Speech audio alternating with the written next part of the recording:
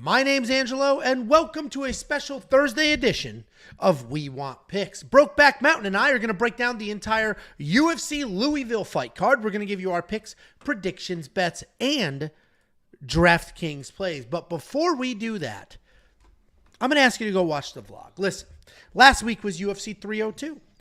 And Jacob came over dressed like a regular person. Jacob came over. Some neighbors came over. We played some competitive can jam. We drank some summer brew. We had some fun. And we filmed the entire thing. I understand the vlogs are very different content from what you're used to. But they're a ton of fun, I promise you. And they're good watching. They're a little different. It's a little peek behind the curtain. Get a little look at our real lives. Check out the vlog. It is on the channel. We do a Fight Foods vlog for every single pay-per-view. And then after you watch the vlog, become a premium member. Premium membership is the hottest game in town right now. It really is the hottest ticket in town right now. It will give you access to... man, those Kane Brown tickets, hotcakes. Who's Kane Brown?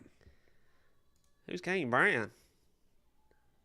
That is a question I asked, yes. What do I hear music for? Is that the pool? That's the national anthem, and I would recommend you stand up for it. All right, anyway, become a premium member. Go to WeWantPicks.com, click Become a Member at the top. It's only $10 for an entire month. You're going to get access to the safety parlay, which is rolling. You're going to get tools like the line movement tracker. This is going to give you the opening odds, the current odds, the win probability, and line movement for every fighter on every single card. You're going to get the detailed data, metrics, and analytics. Listen, premium membership is freaking $10 a month. And if you're somebody that just wants to come, see our bets, copy our bets, and move on, that is an option for you. If you're somebody that likes to do some of your own research, well, we have all the tools and insight you could ever want or need. This is 38 columns of information that you can use. And if you value your freaking time, it is a lot easier to just get this spreadsheet, take a look at that, than it is to go digging through the 15 websites it takes to put this all together. WeWantPicks.com. Click Become a Member at the top. It's $10 a freaking month. And UFC 303 is right around the corner. And as of today, it seems very, very likely that Conor McGregor will be fighting Michael Chandler. Conor posting... He's going to be fighting, man. He's a wholehearted All-American. And I tell you what, man, that guy's from the heart of the earth. He's not American. Salt of the earth, man. That's a corn-fed boy. It's going to take more than a rolled ankle to get him swelled up in a hospital bed. He's going to be there June 29th, and so will I. Yeah, can't wait. I hope you show up like this and just get smacked. Smacked? Okay. You're also going to get the best DraftKings ownership projections on planet Earth. UFC 302, we had the lowest margin of error amongst every single published supplier on planet. That includes the massive DFS companies that charge upwards of $100 a month for their data, and it will be preloaded into our DraftKings optimizer. And then finally, it's more than just me. It's more than... Dutch. Oh, man. No, not Dutch. Who's the... damn it. I wish I had off the tip of my tongue. I was going to roast you real good.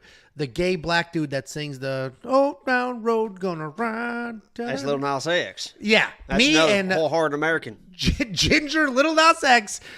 You're also going to get Artem breaking down far more than just UFC. He's going to give you PFL, Bellator, the regional shows, and our artificial intelligence, the Pick GPT, is picking fights at remarkable accuracy. And what we are doing is developing betting systems around every single thing I just mentioned. A million other things I did not mention.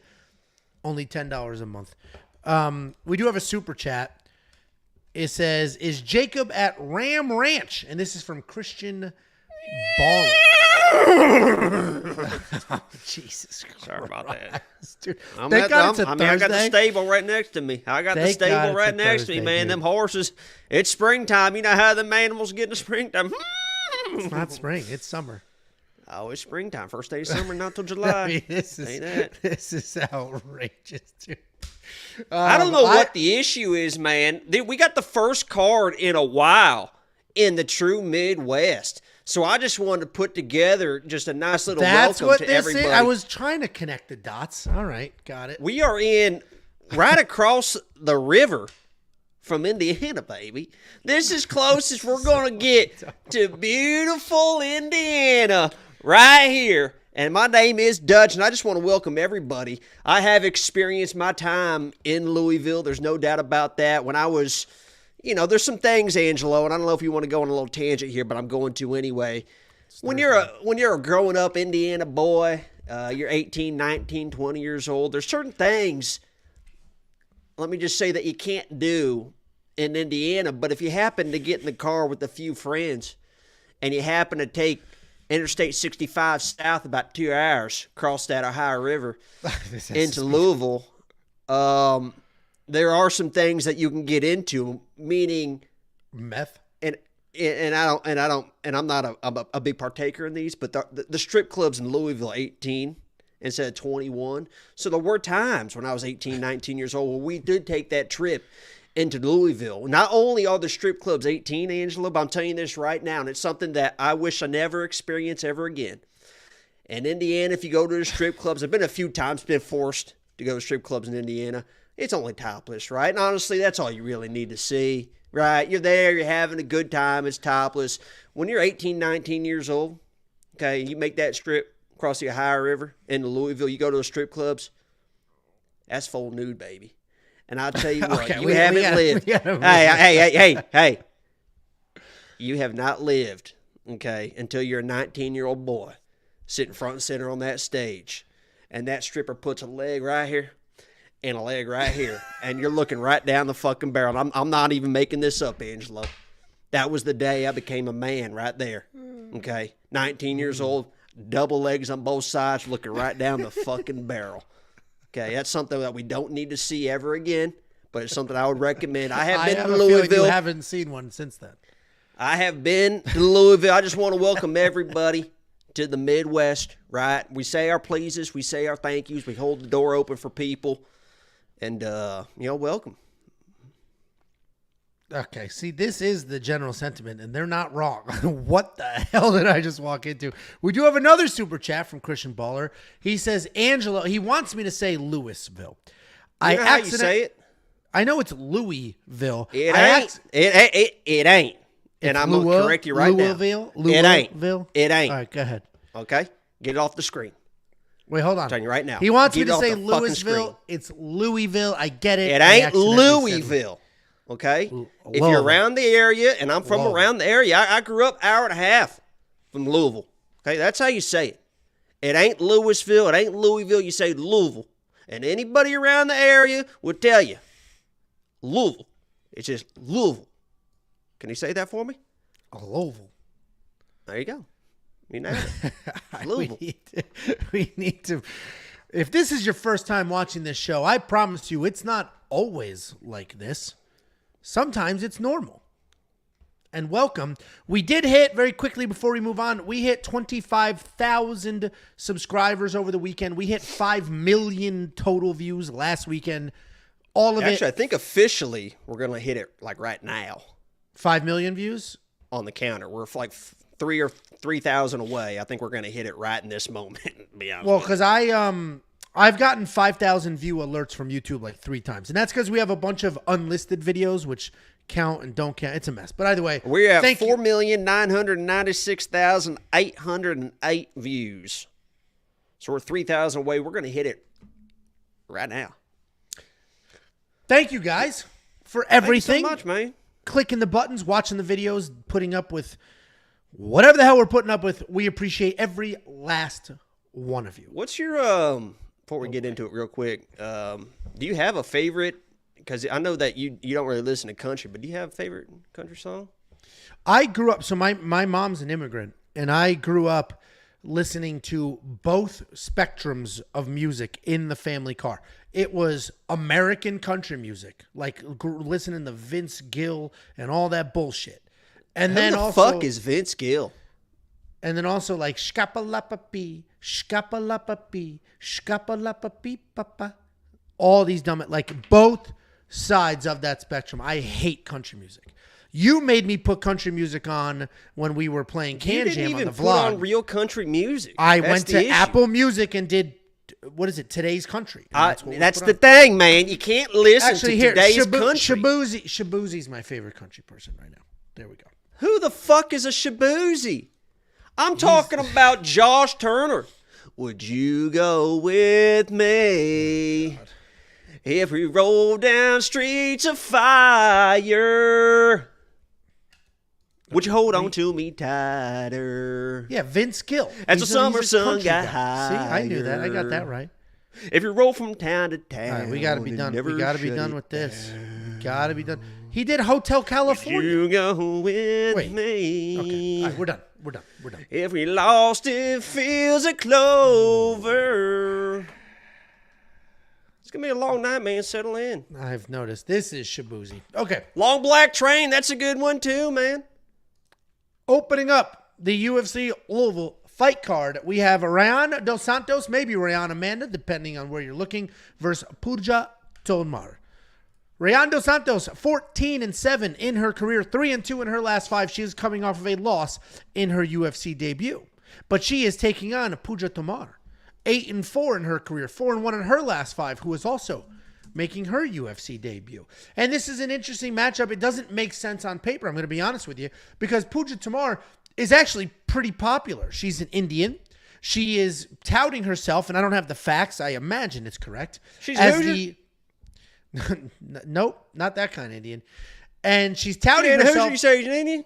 As the first Indian female fighter in the UFC. That is what she's claiming. It must be true. I haven't seen anybody refute that claim, but I don't have the entire roster in front of me forever. But what's odd about that is she is very popular. She has a very fun fight style as well. She's attractive. She comes from a massive market that they're trying to do something with.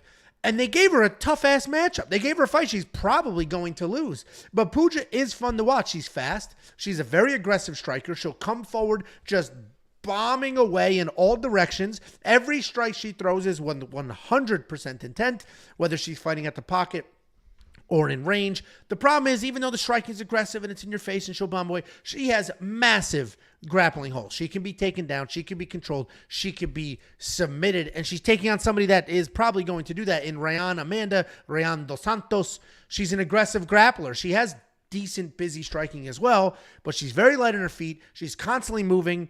She doesn't really get overly aggressive with the wrestling, with the grappling, but she will get it to the ground. And then on the ground, it's a good balance of ground and pound and hunting for submissions. Takedown defense is solid. That won't matter here. And she is coming off of a controversial loss to Toledo, where she won the striking exchanges. She defended 8 takedowns. Listen, Rayanne Amanda should absolutely win this fight. Rayanne dos Santos, I keep alternating because that's how it's listed in a bunch of different places. She can grapple, and Puja has giant grappling holes. I don't think she's going to be able to defend the takedowns, and therefore, I think Rayanne's going to win this fight. I mean, it's just literally that simple. Rayanne dos Santos is going to be the pick. I am shocked that they haven't given Puja a very, very winnable fight. I mean, an attractive female from a wide open, second most populated market on planet Earth seems odd to me, but it is what it is. What do you think, Shaky Boy? You know, I tell you, there was one time I was with this girl. No. You're not going to do 2 hours of the accent. She said, I'm going out with my girlfriends. You know, and I said, she said, margaritas at the Holiday Inn. I said, oh, have mercy. My only thought was tequila makes her clothes fall off, man. I told her put an extra layer on. I know what happens when she drinks Patron. Her closet's missing half the things she bought. Yeah, tequila makes her clothes fall off. Do you know that one? I don't know any of them. I will not know a single country song you throw out there. Who do you think wins this fight? We're going to give it a go. I'm telling you what, we're going to give it a go tonight. Yeah, I think you nailed it, man. I mean, come on. Dude, Tomar, I thought the accent was gone. Okay. I have to ignore it. I can't help. I'm from the Midwest. Okay? This is Midwest natural. I'm sorry no that Angelo's been making me put on this show. Right? And not let me be who I want to be. But now that we got a Midwest card, I'm going to be who I want to be for once. And that is my true self right now. Okay? Listen, Tomar is going to come in, and what I see her as is a split between like a Tabitha Ricci and a Tisha Torres, right? Tisha Torres is a tiny tornado. Tomar is a cyclone or the cyclone, whatever it is. And she lives up to that nickname. There's no doubt about that. She's going to come forward. She's going to get wild. She's going to be aggressive. And it is going to be up to Rayanne dos Santos Amanda, whatever her name is, to withstand that storm, get the takedown. Because I agree, she's going to have a major grappling advantage. right? She's got submissions on the resume. And if she gets to the ground, I think that she can submit this girl, no question about it. But that early storm could overwhelm her because he saw her in that last fight. That last fight, Angelo, a lot of people think she didn't win that, or she didn't lose that last fight. She maybe not have lost that last fight.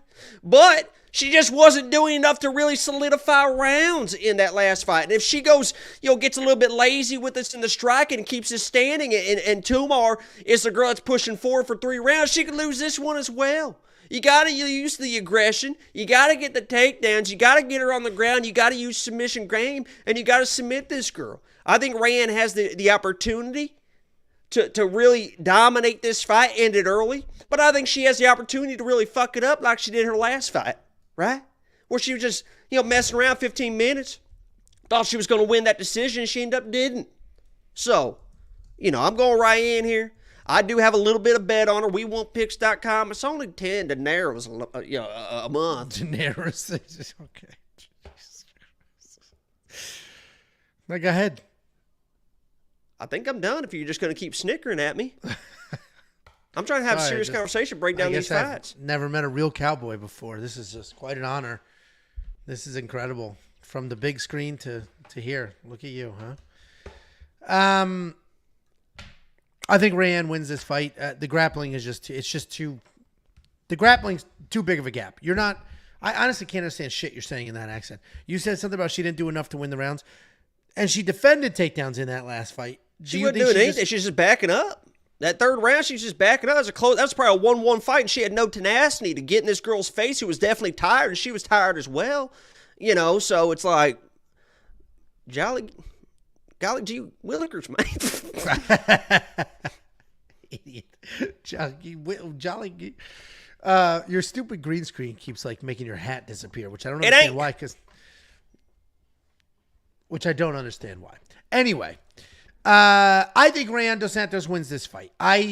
If she was a touch more of a wrestler, she is a good wrestler, she is a good grappler, but if I was 1,000% sure she would wrestle, then this would be a guarantee. It would be an absolute guarantee. What I am positive about is Puja is going to come forward and just bomb. She's just going to bomb away, throw whatever she can throw. I can't understand the accent. I'm not being a dick. I really can't understand it. You live with Miss Texas. Tiffany, her accent's gone. You notice it's not what it used to be? It's gone. It's not what it used to be. What world you're living in? It's gone. Zesty cowboy. Very much so. Anyway, if I was 100% sure that she would come forward and instantly duck under the chaos that Puja's bringing and shoot a takedown, I would be all over her. I'd throw in parlays. I'd do all the things. I do think she wins. This is still women's MMA, and I hate saying that, honestly. That's such an easy cop-out. But, Puja's going to bomb away. She doesn't really have knockout power, but anything could happen here. Rayanne Dos Santos is both of our pick. $9,100 in DraftKings is probably safe, probably good money. I'm not going to do the 3-1 odds, though, with real cash money. But if you do want to check out the bet that Jacob has and all the other bets, the picks, the tools, and everything else, go to WeWantPicks.com, click Become a Member at the top. It is only $10 for an entire month, and UFC 303 is in that mix. So is UFC Saudi Arabia. We got a couple of really good cards left. And Rayanne. This is softer than it looks. For that $10, you're going to get UFC Vegas 93. You're going to get UFC Louisville. You're going to get UFC Saudi Arabia, which is a spectacular main event. And you're going to get UFC 303. 4 cards. $10 an entire month. We do have a super chat. $2 from Joshua Stephen Ward talking about Jacob's underdog lock of the week, saying Jacob goofed. Reyes was supernaturally healed, and he should be the lock of the week. Thank you very much for the $2 super chat. I don't know how anybody in their right mind could ever consider betting on Dominic Reyes here, ever.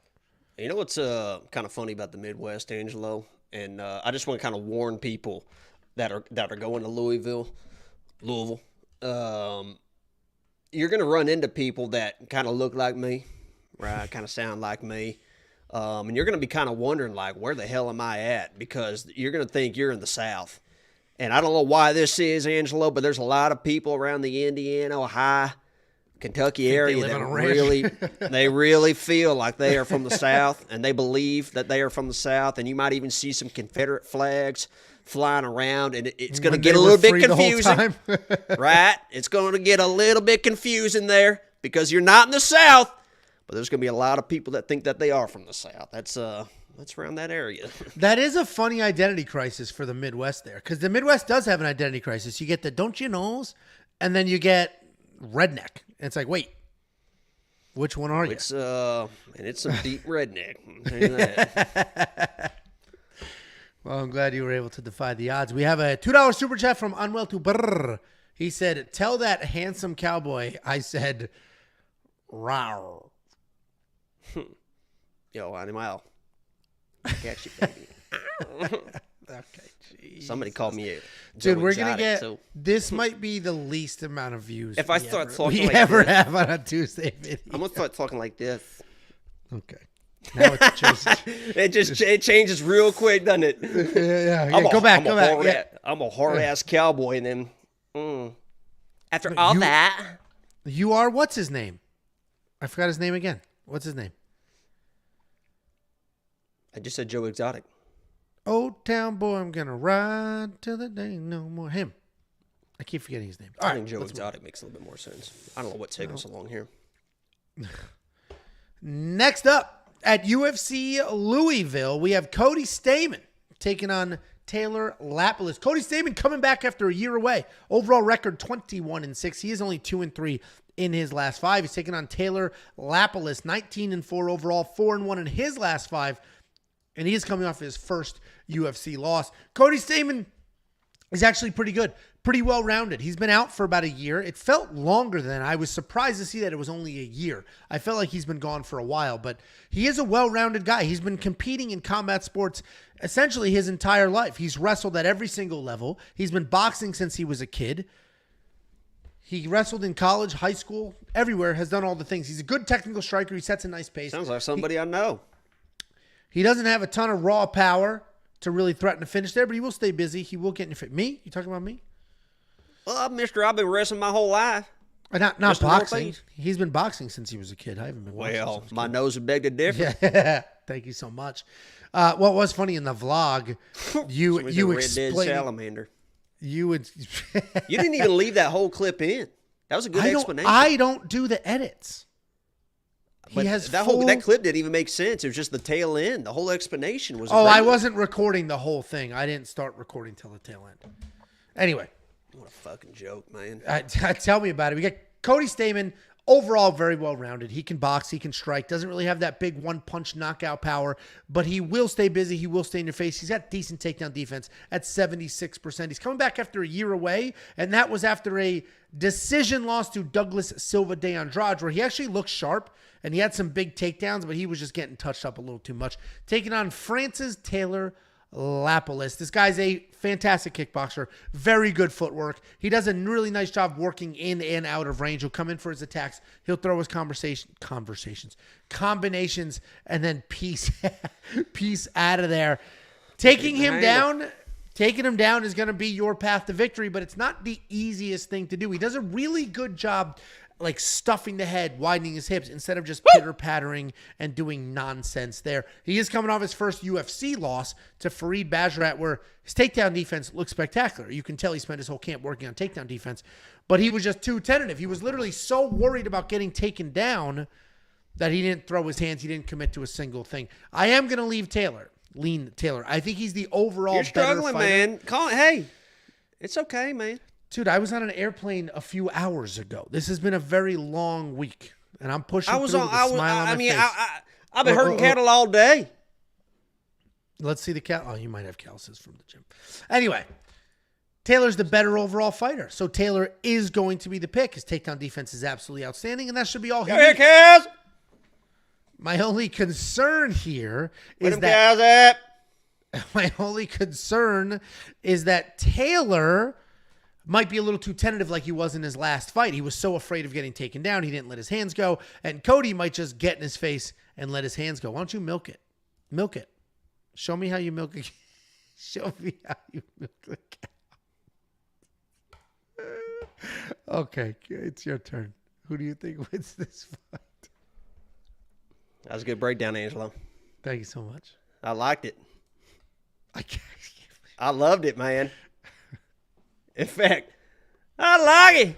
I love it. I want some more of it. I try so hard. I can't rise above it. Don't know what it is about that little girl's loving, but I like it. I love it. I want some more of it. It is crazy how many song lyrics you know. Can you please?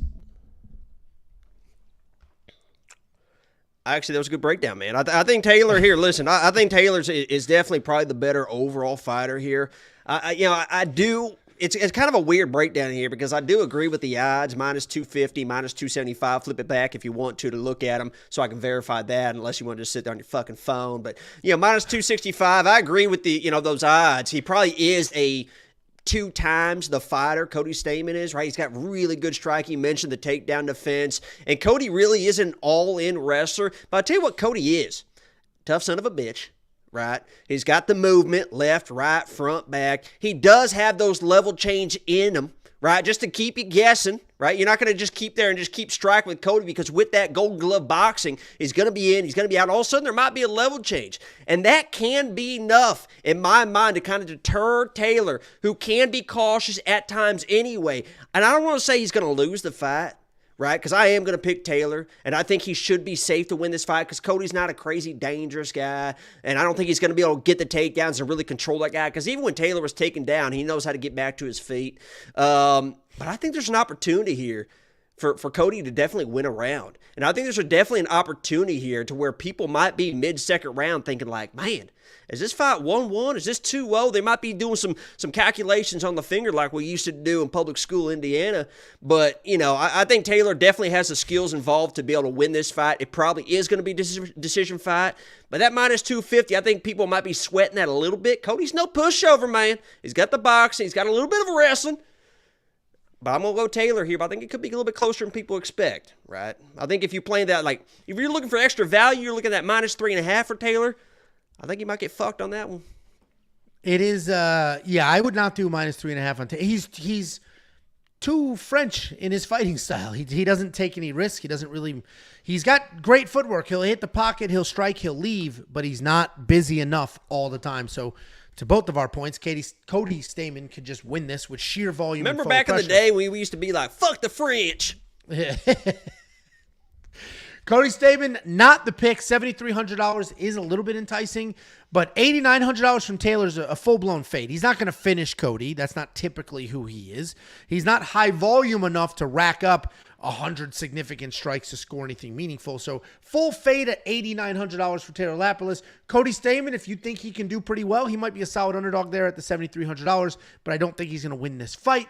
WeWantPicks.com. Click Become a Member. It's only $10 for an entire month. You're going to unlock picks, bets, tools, the artificial intelligence, and everything else for not only this event, but also UFC Vegas 93, UFC Saudi Arabia, and UFC 303. 4 events, $10 a month. WeWantPicks.com. Click Become a Member at the top.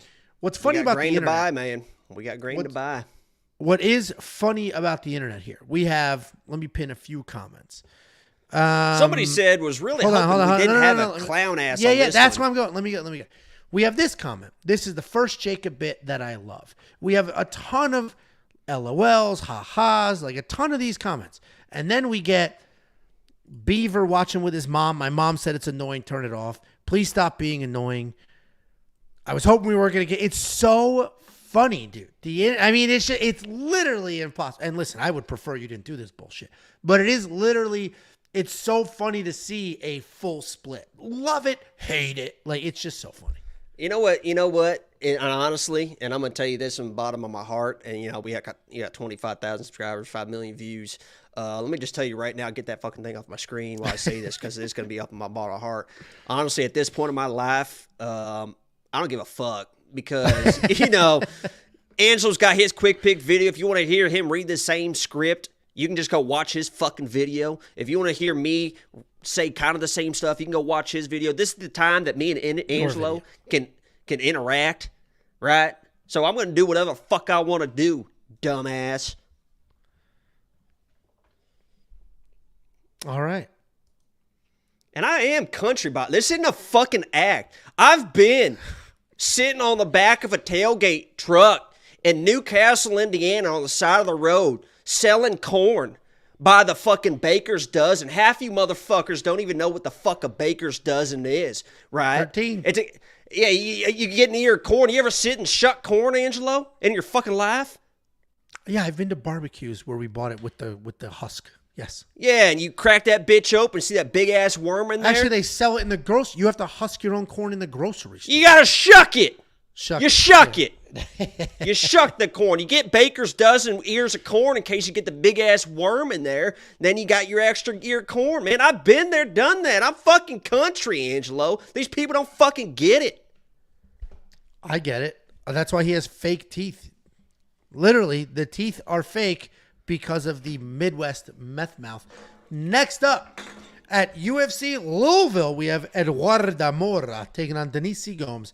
Eduarda Moura, 10-0, undefeated in her career. She is coming off a very successful UFC debut. She's taking on Denise Gomes, 8-3 in her career, 3-2 in her last 5. She's coming off a decision loss to Angela Hill. This is actually going to be a pretty easy breakdown because Eduarda Moura, solid grappler, very good takedowns, good submissions. She's aggressive with the grappling, and she wastes zero time coming across that cage, initiating a takedown, and then just working. The striking is sloppy, but like so many others, that striking is just there to set up the takedowns. She's coming off the ground and pound finish over Montserrat Ruiz. And just for the record, Montserrat Ruiz was a national wrestling champion. She's taking on Denise Gomes. Denise Gomes is a striker. She can grapple as well, but primarily a striker. She is hittable, but she's incredibly tough. Never out of a fight. She's going to continue to move forward, just bite down and bomb away. It takes her a few minutes to get going, but once she is dialed in, she picks up that pace and has no problem taking one to give one. She'll throw some kicks out there as well. She actually can be dangerous, but she is coming off of that. To pay attention. She's coming off that decision loss to Angela Hill where she was taken down 5 times. Dutch, were you good at math? Was the Midwest math any good? Like, you're on the spectrum. You should be good at math, but like in the Midwest, did they teach you good math? Because I have a math equation for you. I got 12 bulls, 13 cows, 28 chickens, and a half dozen ducks. Okay. Here's some math for you. Okay. If Angela Hill... This is an if-and statement. Well, it's what's the... That's logic. Okay. If Angela Hill can take down Denise Gomes 5 times and Eduarda Moura can take down a national wrestling champion 3 times, who wins this fight? Is it my turn or something? Is that your little lead in to asking me some dumbass fucking question? Eduarda Moura wins this fight. Which is the correct answer. You know, this is a female fight, and honestly, it's kind of, you know, I think back sometimes to, you know, sometimes a woman could be a mystery. You know what I mean? It's hard. A man just can't understand. A mystery you have yet to solve. Jacob's very own Rubik's Cube. I know, man. Sometimes all it takes to please her, honestly, is the touch of your hand. You know, and other times, you got to take it slow. Hold her all night long. Heaven knows there's so many ways a man can go wrong. Sing the rest.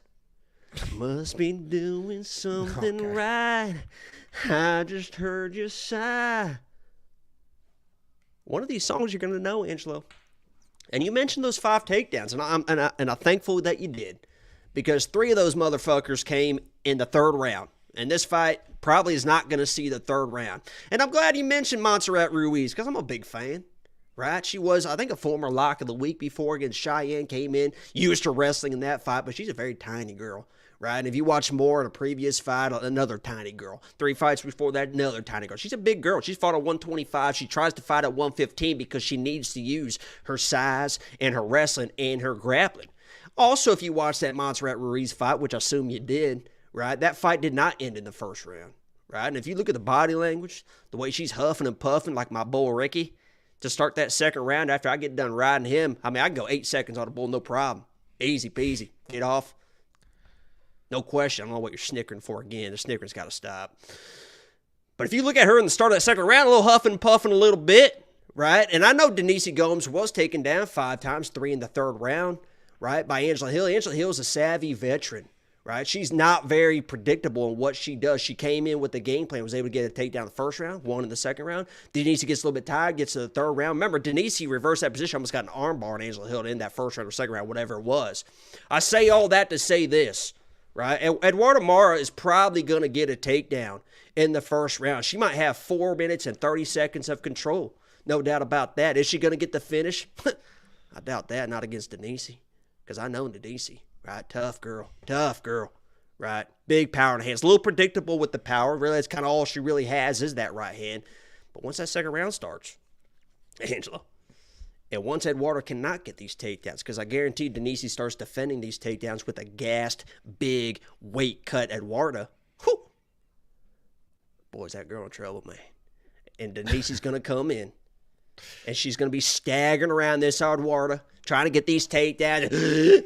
And Denise is going to pressure. And Denise is going to pressure. And Denise is going to pressure. And eventually she's going to land that right hand. Because if I know anything about Eduarda Moura and her stand-up game, is that chin up. And is she moving straight front, straight back. And Denise is going to find that chin. And she's going to finish this girl probably in the second round. And Denise Gomes is going to win this fight. Yeah, I don't see it. I think I agree with the whole Angela Hill's a savvy veteran piece. So, if Eduarda's Angela a Hill, weight bully that's going to get tired, man. I'm telling you. And I get the Angela Hill piece because she is a striker, doesn't typically wrestle. So that was probably a game plan they weren't prepared for. But I do think Denise Gomes is takedownable, and Eduarda will take her down. She ain't going to finish. You think she's going to finish her in the first? I don't think she'll finish in the first, but she could win the first two. She can win the first two. Okay. $8,800 in DraftKings for Eduarda. I actually might spend that money because I think she is going to get the takedowns and the control time. We all know that DraftKings loves takedowns and control time. You're going to have Denise in your DraftKings lineup? I'm going to have her wherever she wants to be. Okay. That. And actually, that leads into this super chat. Says, Jacob, please tell me you don't think they're hot. Tell you what, man. I tell you what. I tell you what, man. Tell you what, brother. You ever gone bareback on a horse? Okay. Yeah, on a horse. Sure. You ever gone bareback? Change your life. Okay. Nothing like being bareback in the country. Oh, I'll tell you that.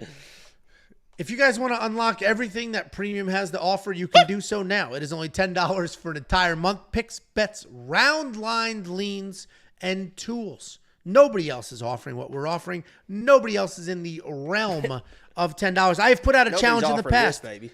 I have put out a challenge in the past where I said if you know of a better value to offer everything we have at better value, you let me know. I'll give you Premium for free. And I've had people, hey, this has this. Never has anybody provided. Well, they have some bets and there's some picks in there. Okay, where's the fantasy stuff? Where's the tools? Where's the line mover tracker? Where's the DraftKings optimizer? Does it have ownership projections? Are they preloaded? Is there FanDuel content, underdog content, prize picks content? Nobody comes close. WeWantPicks.com. Click become a member. It is only $10 for an entire month. My favorite comment so far about whatever the hell's going on with you is your chest hair situation. Somebody said, Jacob, please tell me that's a Sharpie. I love that comment because that would be amazing if that was a Sharpie. This is real corn-fed, Midwest grown. Look, the chain is like, God. The chain doesn't move because it's stuck in there. That's real, man. Sorry, I always wear a t-shirt. This is why, man. I don't want, I hate showing off like this, Angelo. And I know that you don't let me be who I really want to be because this is intimidating, especially for you. But this is who I am. Okay. Next up. At UFC Louisville, we have an actual Texan in John Castaneda taking on Daniel Marcos. Daniel Marcos, 4-0-1 in his last 5, 15-0 in his career. And that draw, or the no contest, was several shots to the testicles of Arichi Lang in his last fight. He's taking on John Castaneda, 21-6 in his entire career, 4-1 in his last 5. He is on a nice 2-fight win streak. This actually is a very good fight, and the odds make sense to me. I understand the odds. I'm picking against them. I am going to pick the dog, spoiler alert, but the odds do make sense to me because Daniel Marcos is undefeated, and there is some credence that goes into that. He's an effective striker. He's got some okay power. He's very accurate. He does a nice job stringing together combinations and moving forward. He's going to throw 1-2s. He'll whip a flying knee right up the middle out of nowhere. Takedown defense is very good at 89%. And as I love to point out, he's a mixed bag of knockouts and decisions. So it's somebody that we know can go the distance and is dangerous enough to finish. He's coming off that no contest to Arichi Lang where he just absolutely ensured that he would never have children. But he's taking on John Sexy Mexi Castaneda. Woo! This guy is all gas, no brakes, comes forward, very busy, stays in your face. He's well-rounded. He sets an incredible pace. Former Division II wrestler. He will just throw those fast hands, shoot a bunch of takedowns, not a ton of power at all, but he does make up for that with just forward pressure and a wide variety of strikes. He's coming off that win of Kyung Ho Kang where he had the striking advantage and the grappling advantage. And the reason I'm going to pick John Castaneda here is you're going to see Daniel Marcos. You're going to see he's undefeated. And immediately, like, that does something. I don't care who you are. As soon as you see somebody undefeated with that many fights, you're like, oh, they're good. And I get it. But you should not be jumping to conclusions. Like, look a little closer. That little green dot, or all those green dots on Tapology on paper, aren't quite exactly accurate. If you look at his fights, you watch his fights, he barely beat Davy Grant. Some people think he lost that fight. And even in his last fight, he wasn't dominating Arichi Lang. Arichi Lang was having a little bit of success there, and then the notch shots. So Daniel Marcos is undefeated, but he's squeaking out these very close type decisions once he hit that UFC level. I think John Castaneda is going to win this fight. I think he's going to stay in his face, stay busy, move forward, not stop. And it's just going to be a problem for somebody like Daniel Marcos who likes to control the tempo. So I'm going Sexy Mexi here to make it a 3-fight win streak. What do you think, Jakey boy? I don't know if you noticed, but I did move out to my backyard here. I just want to kind of show off. Nice. Yeah. Beautiful Indiana. A lot of people Indiana don't has realize. Mountains. Yeah, a lot of people don't realize what they think of Indiana as like just kind of a cornfield, but it's beautiful Indiana. It's Indianapolis over there. I'll tell you what, man. Yeah, this Daniel Marcos, it kind of looks like his hair is kind of painted on, which is a little bit embarrassing to kind of paint on hair like that. But I mean, it kind of does remind me. There was one time I went to the Indiana State Fair. They always had the world's fattest pig at the Indiana State Fair. It's beautiful. I love that son of a bitch, man. It just kind of lays there, and that thing is fucking. I think that thing is literally like almost 2,000 pounds. In all seriousness, I saw. I don't know if it's the world's fat, but I saw one of those giant fucking pigs at the Texas State Fair, and it's like, holy shit, that's a cow. It literally is like 14 feet long. It's like, it's crazy how big that thing is. But while I was there was a guy painting, right? And I walked up to him and I asked her because he was doing this ocean scene or whatever. I said, do you only paint ocean scenes? And he was like, I tell you what, man, for $20, I'll paint you anything, right? So I simply said, could you paint me in Birmingham? I knew it, honestly. Make it look just the way I planned. Little house on the edge of town. Porch going all the way around. You don't know that one? I have not heard a single one of these cards. Can you go ahead and tell us who's going to win? We're going to figure. I got more to come. We're going to figure it out. Right. John Castaneda, man, Sexy Mexi. He is a former lock of the week. One of my favorite lock of the weeks. And honestly, I picked against him. I think in his last fight, and it really kind of broke my heart to do that, and obviously I paid for that. I like John Castaneda in this fight. Listen, I agree with the odds, man. This is going to be a close fight, a back-and-forth fight. I think the striking is going to be about even. Whoever controls the center of the octagon in the striking is probably going to be able to win this decision, but I do love that wrestling background. And what I do love about Sexy Mexi is the fact that he does not force the takedowns, right? He will almost get in this fight and make you forget that he's even a wrestler, right? Because he's going to be able to box with you. He's going to be able to strike with you. He's going to be ripping the body. You're going to be thinking, oh, my God, this guy's a Golden Glove boxer. I need to start striking with this guy, start putting on some power to get him off me with that pressure, and then, boom, level change.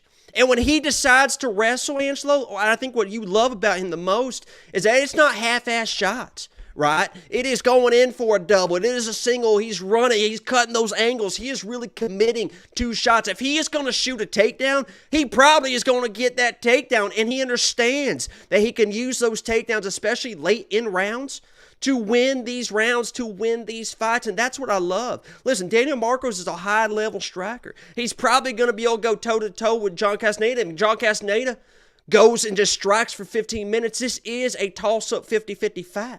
But the fact that he has this wrestling in his back pocket to be able to go to, I just don't know how you can really bet against him or pick against him, especially when you're at plus money. I think he's plus 100 right now, right? I kind of wish, be honest with you, that on Sunday he was definitely a plus money fighter. He would have been my lock of the week, Angelo. But when I was making the videos together, what people don't understand, I start these videos early. It was kind of a pick 'em. I knew people were going to get a little pissed the fuck off because all these little bitches out here like, oh, not really. Yeah, you're not plus money fighter. Yeah, just money, bitch. Minus money, not an underdog. Fuck them, Angelo. But I'm going Sexy Maxi here. I think to get it done. I agree. We're on the same side. Somebody said Sexy Maxi, chill. That's his nickname. We didn't come up with. Well, Brokeback might have come up with that. I didn't come up with that. That's his actual nickname. He came up with it for himself. We all think himself. Do you think somebody else called him Sexy Maxi? Maybe. You don't give yourself a nickname. Nobody does that. You know Who my called nickname? you the freckled? Oh, you know what's funny? I named you the freckled salamander. No, I called you a red. Who the fuck is the freckled salamander? I called you the red salamander or something like that, and then you added the freckles. I think that's what happened. My nickname is Hog. No, I think I called you the spotted lizard. I called you something stupid. Dutch Hog. 2 G's. You know why it's Hog? Okay. Anyway. Okay. John Castaneda, $8,200 in DraftKings. One of the unique situations where he's the favorite in DraftKings and the underdog on the sports books. I do think he wins this fight. $8,200 is that price point that's always tricky. You don't necessarily need a finish. You could just be busy, some takedowns, some striking, and win the decision. I think if you are on the John Castaneda side, I think he makes sense for your DraftKings lineup. If you're on the Daniel Marcos side, I do not think he makes sense for your DraftKings lineup. He's not going to finish John. He's not going to get some takedowns. He's going to try to technical strike him, and he might be able to do that. Defend the takedowns, land the better strikes, and win a decision, but that won't score well in DraftKings. John Castaneda is the pick. John Castaneda is the DraftKings pick as well. And if you do want to unlock all the things, WeWantPicks.com, click Become a Member at the top. Not only are you going to get the bets, the picks, the round line leans, but you're going to get tools, insight, information, DraftKings ownership projections, the optimizer, and everything else. Next up, at UFC Louisville, we have a rematch. I didn't mention that this was a rematch last time because we're 5 years removed. I don't think it matters at all.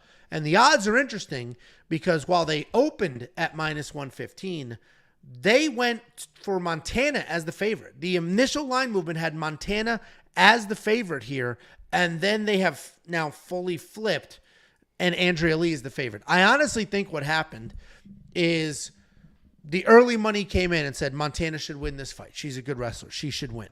And that moved the line in her favor. Then people were like, oh, this is a rematch. So then they started betting on Andrea, and that flipped it because Andrea did win the first time they fought. I don't care that this is a rematch. It's not a week ago. It's 5 years ago. It's so many things. So many things have changed since then. But we got Andrea Lee, 13-9, only 1-4 in her last 5. She is on a 4-fight skid. She's taking on Montana De La Rosa, 12-9. 1-3-1 in her last 5. She is riding a 3-fight skid. This is absolutely, without a shadow of a doubt, a win or go home wrestling match, or a win or go home striking match, because it is a clash of styles. Andrea Lee is the striker. Montana De La Rosa is the wrestler. Andrea Lee is a very good striker, and she's honestly underrated. Her 4 losses are quality losses. You might look at it and say, oh, her career's fallen off a cliff. But those are good opponents that she's losing to. She's got good technical striking. She can manage range well. And she's also adding wrestling to her game. She had almost 2 takedowns in her fight against Miranda Maverick. Or she did have 2 takedowns in her fight against Miranda Maverick. Her takedown defense could use a little bit of work. That is low at 55%, and she'll need it because she's taking on Montana De La Rosa. She's a tough wrestler, and she's not just an MMA wrestler. She's an actual wrestler. She wrestled in high school. She wrestled the majority of her life and then started fighting. She didn't just decide she wants to fight and then become a wrestler. So, with that being said, I don't think Montana De La Rosa is going to get the wrestling done because she didn't do it in her last fight. She didn't even attempt to take down JJ Aldrich outside of one attempt. And you're not going to beat Andrea Lee in a striking match. So unless I was 100% positive that Montana De La Rosa was all in on the wrestling, I got to go Andrea Lee. I don't care if Montana, let's say she still lost her last fight to JJ Aldrich, but she attempted 20 takedowns. Okay, at least I know that she's going to go all in on her best thing. But she didn't. And she lost, and that exact same game plan against Andrea Lee, she loses again. She needs to go all in on the wrestling. Can't necessarily trust her to do it. Andrea Lee is the pick for those reasons, and just for the record, when I picked her, she was a dog. Dutch. You know what Dutch is, real quick? I don't know if you ever watched The Shield. The Shield is an all-time show, and that detective's name was Dutch. And he's cooler than you. Who do you think wins this fight? Do you want to try to retell that story and make it somewhat entertaining? I didn't say it was a story. And if anybody here is watching, we got 300-something people watching right now. If you have seen The Shield, please confirm that it's an all-time show and that Dutch from The Shield Nobody is cooler gives a than this flying Dutch. fuck. Yeah, and if you watch Always Sunny in Philadelphia, there's a clip where he does the accent. Like, God damn it, Dutch. It's a good clip. Who do you think wins? Oh, so now we're frustrated with me for telling a 12-second story about a couple of TV shows that are pretty popular. When you're dressed like that, look like that, talking like that, an hour into this shit still, you didn't give it up yet, and you're breaking out in song out of nowhere. Like, it's a gay musical. This has become a gay musical. Please continue. Angelo, and I'll be honest with you. Yeah, here it comes. In June of all the months. Go ahead. Honestly, sometimes no, this is serious, man, because I don't know how you do it. You know what I mean? Honestly, just do the song. Just do the song. I don't know how you do it, but I do love the way I lose it every time. You know what's even better? Knowing that forever you're all mine.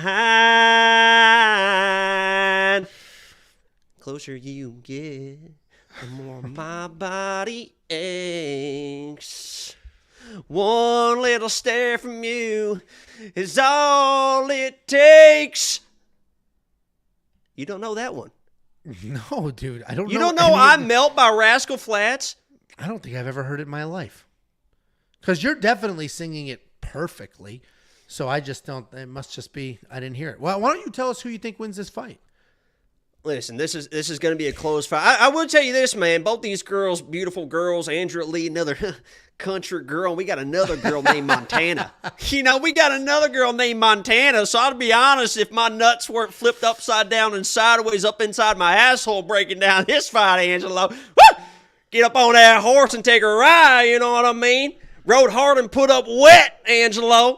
That's what we're all about in this one. But I'll tell you, man, both of these girls are definitely better than the record shows. You got 13-9, Andrea Lee. You got 12-9, Montana De La Rosa. But when you start breaking down and looking who they're losing to, right, these are some pretty high-level people that they're losing to. So I don't want to get into this like both these girls are trash and neither one of these girls are good and blah, blah, blah. A lot of people are going to say that just because of the record. Both these girls are talented girls. And you broke it down perfectly about Montana and that JJ fight. Why didn't we wrestle? Right? And I understand if you want to come in and you want to show off the striking improvements and you have a game plan to use the striking, but hey, guess what? When it's not working, let's go back to the bread and butter, right? Like my mom always said, right? If you want the bread, you got to get the butter, and if you want the butter, you got to turn the butter, right? You're not going to get bread and butter without turning a little bit of butter, Angela. and she should have went to the wrestling in that fight. She didn't, and it ended up costing her.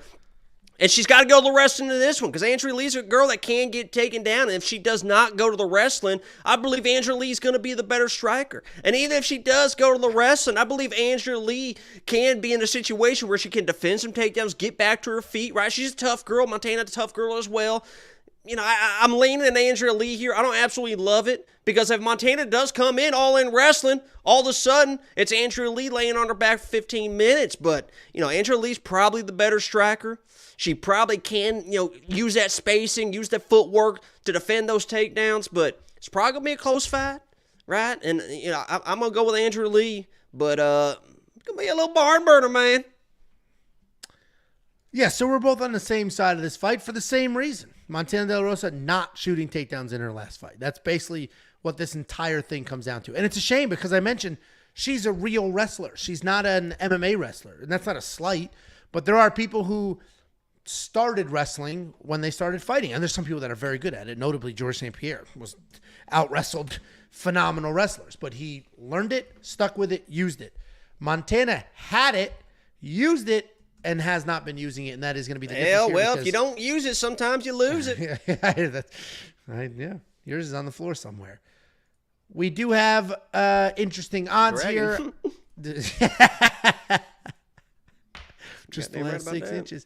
I went to, I'll never forget this. Say that again now. Go say that a little bit louder. Enunciate. You said something about what?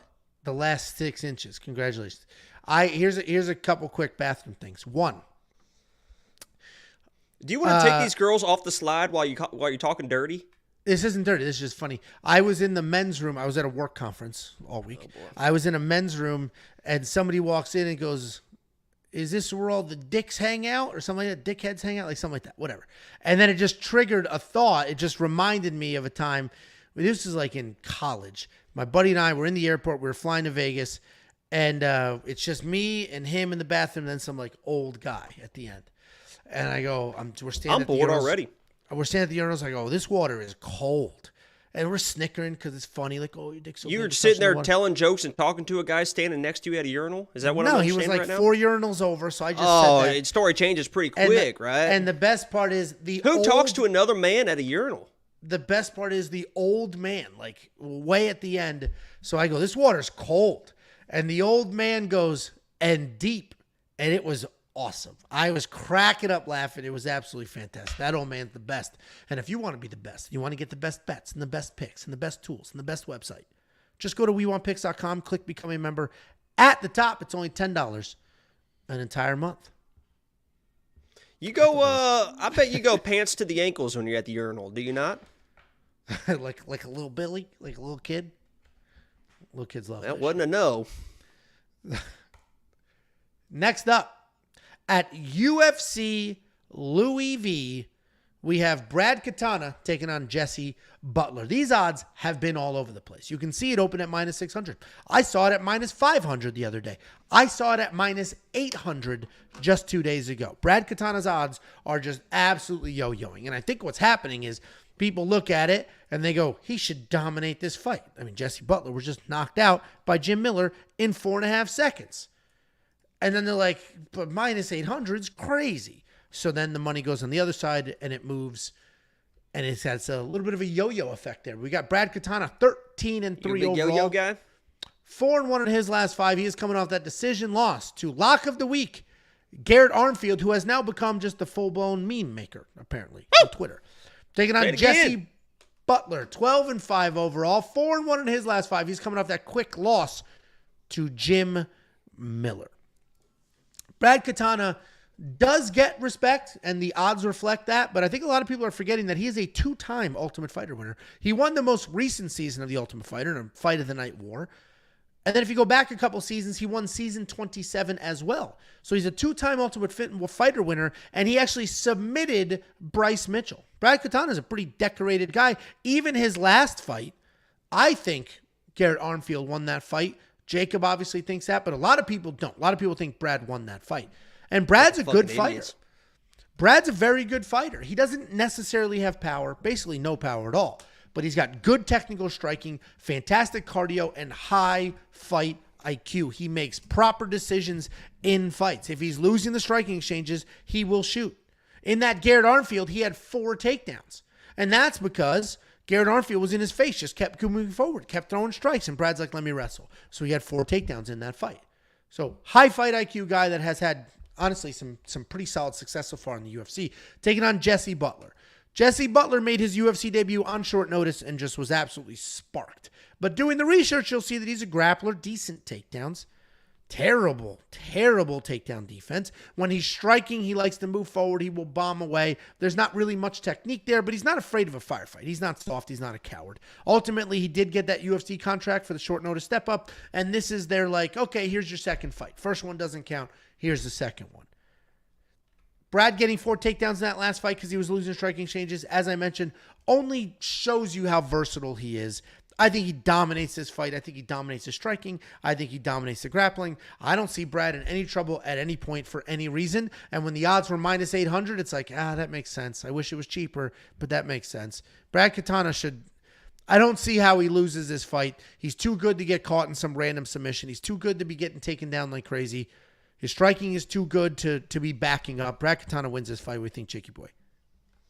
What do you normally order at Hooters? I haven't been to a Hooters since high school. I don't like Hooters. What did you order there? Well, they're like, get the wings, get the wings. Their wings suck. I hate their wings because it's the full wing. Break that shit apart. Why? I don't want to do my own work. Give me the flats. Give me the drummies. What the hell is the whole wing for? I hate it. Yeah, I'll be honest. I've never been. I'm a family man myself. I give myself to Jesus, but more power to you if you're going. I'll tell you what, man. This dude Jesse Butler. First of all, love the mustache, right? I mean, he's got that little curl to it. And I'll tell you what, with that mustache, this guy, he probably should have been a cowboy, in my opinion. With that mustache, that little curl says windowless van more than it does cowboy. Do you even know anything about the fuck a cowboy is? You never seen old Western cowboys, man? That's what they were. They had the curly mustaches, right? So you're saying he looks like Yosemite Sam, is what you're saying. Instead of learning jiu-jitsu, this guy should have learned to rope and ride, right? Wearing his 6-shooter, Yosemite Sam, riding his pony on a cattle dry, stealing a young girl's hearts, just like Gene and Roy. Singing those campfire songs. Oh, should have been a cowboy. I've heard this one. This one I have heard. Finally. Because I already sang it a bunch. Rest in peace, Toby Keith. Oh, that's probably why. Yeah, we did that on the stream. We had a Toby Keith stream where I was tricking you every time into Toby Keith songs. I just got you again because you didn't see that one coming. No way, no how. Brad Katona's going to win this fight. A little context would be nice for the people. He's probably going to win a decision. You think he wrestles or no? And the reason I'm asking for a reason, because the Prize Picks lines, the underdog lines, they're like 2.5 takedowns. Do you think he's going to get a bunch of takedowns, or do you think he just marches forward, bombing away? I do not know how the fuck Jesse Butler is going to get to 135. Okay, this is a 155er. That has fought all the way at 170, Angelo. 170, Angelo. Now he's going to go to 135. I don't think he's ever fought at 145 in his life. He's jumping down 20 pounds to 135. This guy's going to be a fucking skeleton on Friday. I can't wait for the commentary from Minty Betts come Friday about his physique when he's up on that scale. Check in the post-weigh-in show. Minty Betts, how we doing? Name's Dutch, by the way. I don't know how he's gonna make the weight. If he does, it's probably not gonna be a good situation. Brad Katona's got all the striking in the world, right? He's not a dangerous guy. So if he puts out Jesse, it would be a little bit of a surprise, but maybe with that weight cut, he's really worn down. Honestly, Brad Katona, inside the distance, could be a sneaky play just because that weight cut. I don't know how he's gonna make the weight, Angelo. I don't either. But we've confirmed multiple times it is at 135 pounds, because that is kind of a shocking weight for this to be at. But it is $9,600 in DraftKings. It's a very tricky situation because Brad, as Jacob has mentioned and I mentioned, he's not dangerous. He's not typically putting people out. He's just outworking them. He's staying in your face with the striking. He's working the wrestling when he needs to. He outworks. And he outworks really well. but he could finish Jesse potentially. But even if he doesn't finish Jesse, he's so busy. And if he does work in the takedowns and he does have 1 million strikes, he actually will cover his salary even without a finish. So I think Brad Katona is probably a solid play at the $9,600 in DraftKings. I don't think he's a full fade, even though a finish is pretty unlikely. Do you agree? No, it seems like you like hearing yourself talk. Go at it. Perfect. And what I also like to do is check out Premium. All I do is go to WeWantPicks.com. I click Become a Member at the top. I log right in. I instantly have access to a full-blown interactive website with charts, with data, with bets, with information, sortable data, sortable charts, all the picks, all the round line leans, the top confidence plays, the DraftKings ownership projections, the optimizer, FanDuel, Prize Picks, Underdog, everything you could ever want or need for 4 events, only $10. WeWantPicks.com. Click Become a Member at the top. You ever been out on a farm? Have I been on a farm? Probably. Let me ask you this, Angelo. This is a serious question. I'm not trying to be funny with it or nothing of the sort. You ever been on a horse? I have ridden a horse, yes. I bet you fucking have.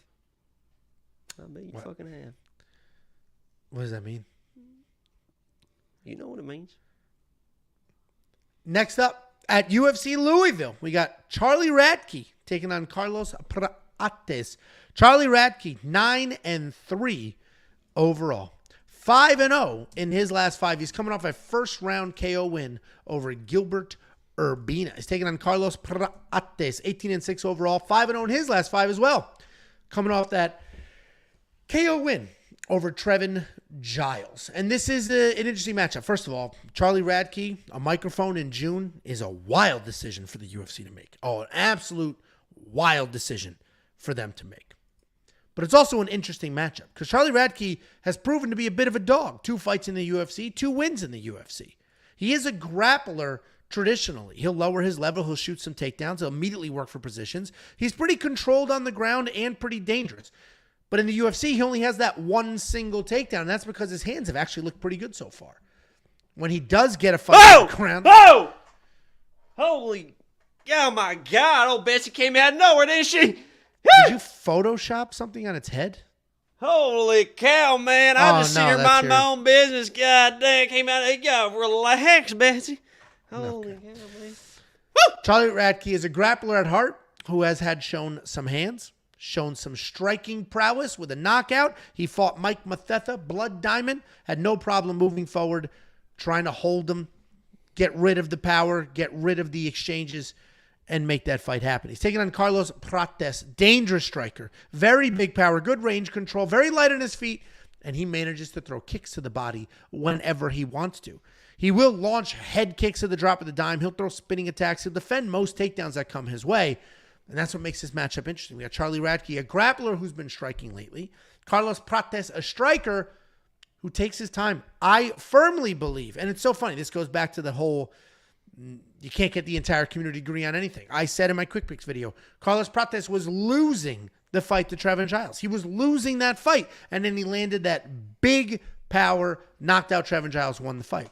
And I was happy with it. I bet on Carlos Prates. I had him to win inside the distance. That cashed. I was happy with it. I saw plenty of comments saying Carlos Prates was losing his last fight. I also saw a bunch of comments, you're an idiot. Did you even watch the fight? You dumb fat asshole, did you watch the tape? Woo! Because Carlos Prates was What about some more? What else they say? No. Because Cottage cheese, bitch. Huh? How greasy are them neck rolls? Huh? Hey, rub your fingers on your neck and then put it on your camera. Let's see how greasy that son of a bitch gets. Huh? What do you smell like right now? Describe it. I probably smell pretty good right now. I bet you don't. I always smell good. Anyway, he was losing that last fight. He was losing that. Trevin Giles was touching up Carlos Prates. And that's because Carlos Prates is kind of a low-volume guy. Kind of a... My notes said, do nothing pussy who landed one punch. That's what my notes said. And that's kind of how he fought that last fight. Charlie Radtke is not that guy. I'm going to pick Charlie Radtke to win. But I'm not wildly confident because for the exact same reason I think he's going to win is why he could lose. I think he's going to win because he's going to move forward. He's going to stay in Carlos's face, try to get the takedowns. If he doesn't, he'll have him against the cage. If he does, great. If he doesn't, he'll be boxing in the pocket. Like, I think that's why he wins that fight. But also, Carlos Prates is not a high-volume guy. In the last fight, he barely did anything. But if Charlie comes rushing in, reckless and loose, trying to close the distance, that's when he can get blasted and he can get put out the exact same way Trevin Giles did. I'm going to lean Charlie here. He is going to be the pick. But the running in, while I think he needs to do it to win the fight, I also think that can put him in harm's way. What do you think? Dutch. Blood. Brother. And pride. That's all I need to say about this fight. Blood, brother, and pride. This guy, Chuck Buffalo, is the lock of the week. And there is a reason for that. He is going to come in. He is going to pressure this guy. He is going to hug this guy. He is going to push this guy against the cage. He is going to drag this guy to the ground. He's going to get back to his feet. He's going to drag him to the ground. He's going to get this guy's back. He's proudly going to submit this guy. This guy, Chuck Buffalo, is a tough son of a bitch. Right? Former bison rancher, by the way. And I put together my Lock of the Week video. We got a nice bison buffalo behind us. And I'll be honest with you right now, Angelo, I spent about an hour and a half, 2 hours, trying to determine if a fucking bison and a buffalo were the same thing. I still have no idea. I expected to make that video and people be like, those are bison, not buffaloes. Like, shut the fuck up. They look like the same goddamn thing. Chuck Buffalo is going to come in. He's going to pressure this guy. And unless he gets sniped out of nowhere, which he's shown that he can't, he's got a decent chin. Even if he does get hit, he's going to be able to out-tough these situations because he is a tough son of a bitch. No doubt about that. He is going to pressure this guy and eventually break this guy and finish this guy as the lock of the week. And let me just say this. I predicted that Trevin fight absolutely perfect. I said Trevin was going to touch, and then eventually get put out. I was surprised that it happened in the second round. I thought it happened a little bit earlier than that, but Trevin did the exact same thing I thought he was going to do. He was having so much success with the hands. He just got a little bit overzealous, left the opportunity there for Carlos, and Carlos does have that one-hitter quitter type of power, but I don't see really speed in Carlos. As he mentioned, I don't see volume in Carlos. He's got no plan B. Right? It's just that Muay Thai style. And if he's not laying in power, he's not going to be able to win these fights in this UFC against these actual mixed martial artists. And that's exactly what Chuck Buffalo is, Angelo. He is a mixed martial artist. He's got the boxing. Right? He's got the Muay Thai. He's got the kickboxing. He's got the wrestling. He's got the jits. And I think he used the wrestling and the jits and gets this fight done. It doesn't matter where it goes. Chuck Buffalo, lock of the week. Coming out on top, no doubt about that, baby. Me and him have been interacting too, man. He's a big fan of Lock of the Week. He knows he's Lock of the Week. He's locked in. He's going to get it done for us. Good guy, Chuck Buffalo, baby. Get him on a call-in show. The buffalo and bison are not the same. I Googled it. I couldn't find a real meaningful difference, but they're not the same.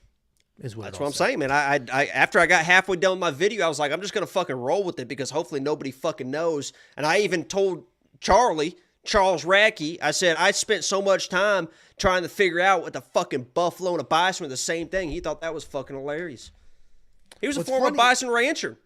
All YouTube MMA on Radtke, listen, I would like to be as clear as humanly possible. I'm the first person that puts out a video. Very first one. First person that put up pics.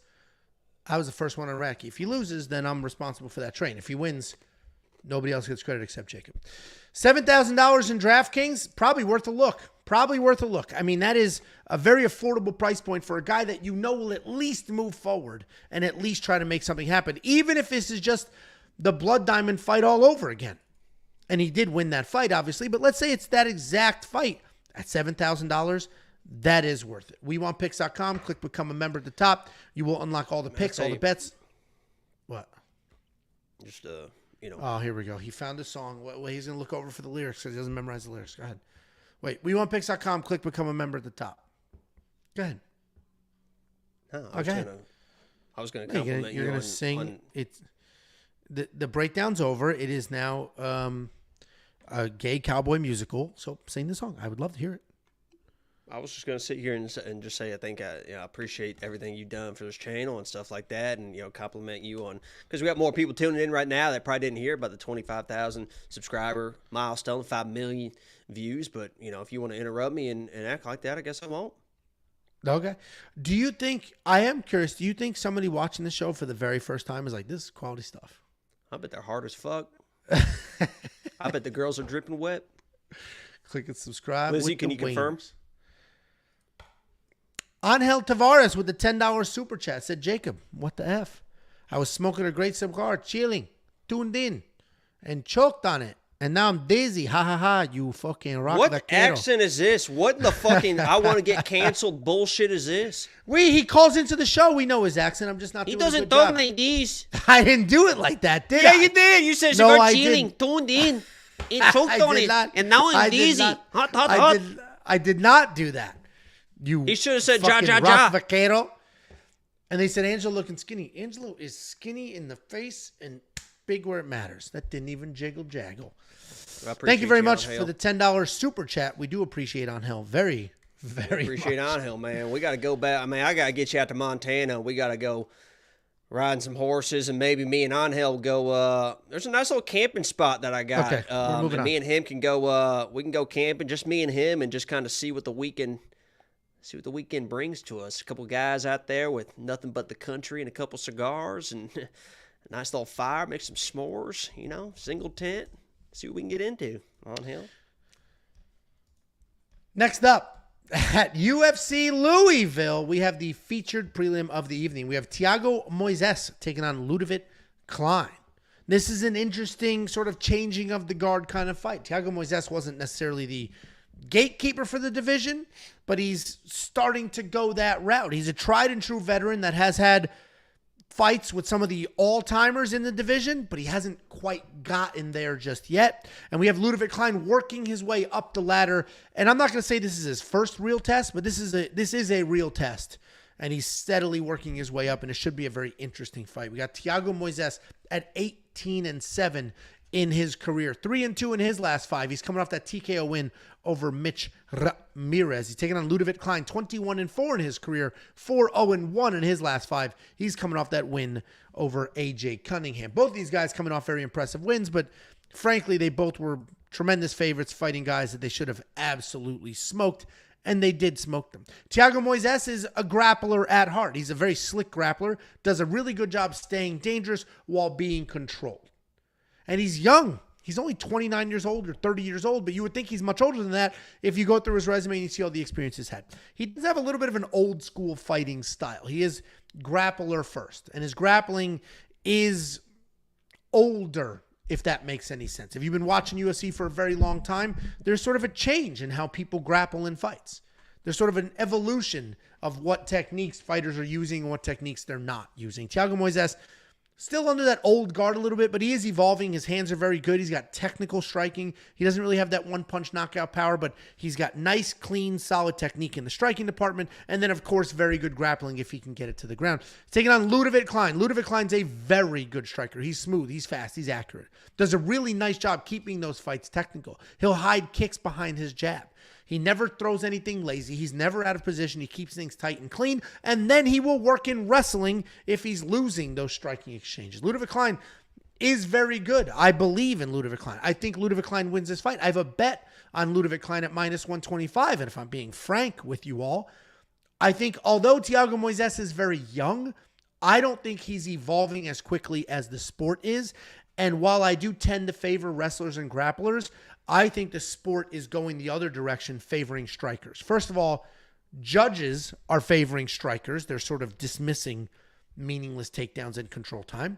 And second of all of these strikers are getting some very, very good, phenomenal takedown defense, especially against the cage. Thiago Moises is not going to outstrike Ludovit Klein. I doubt he turns into a Nurmagomedov. So I think Ludovit Klein sort of does what he does, picks apart Thiago Moises, and gets it done. It probably is a decision, but Ludovit Klein is certainly the pick, and I have a bet on him at -125, and I'm surprised that these odds are staying where they're at. I did expect that to take off a little bit. What do you think, Jakey Bumbalots? You said you did bet on Ludovit? -125. Half a unit. Boy, That's gonna be a great day when that hits, ain't it? You gonna be excited about that? It'll be a great day to be alive, won't it? You know? I like it. I love it. I want some more of it.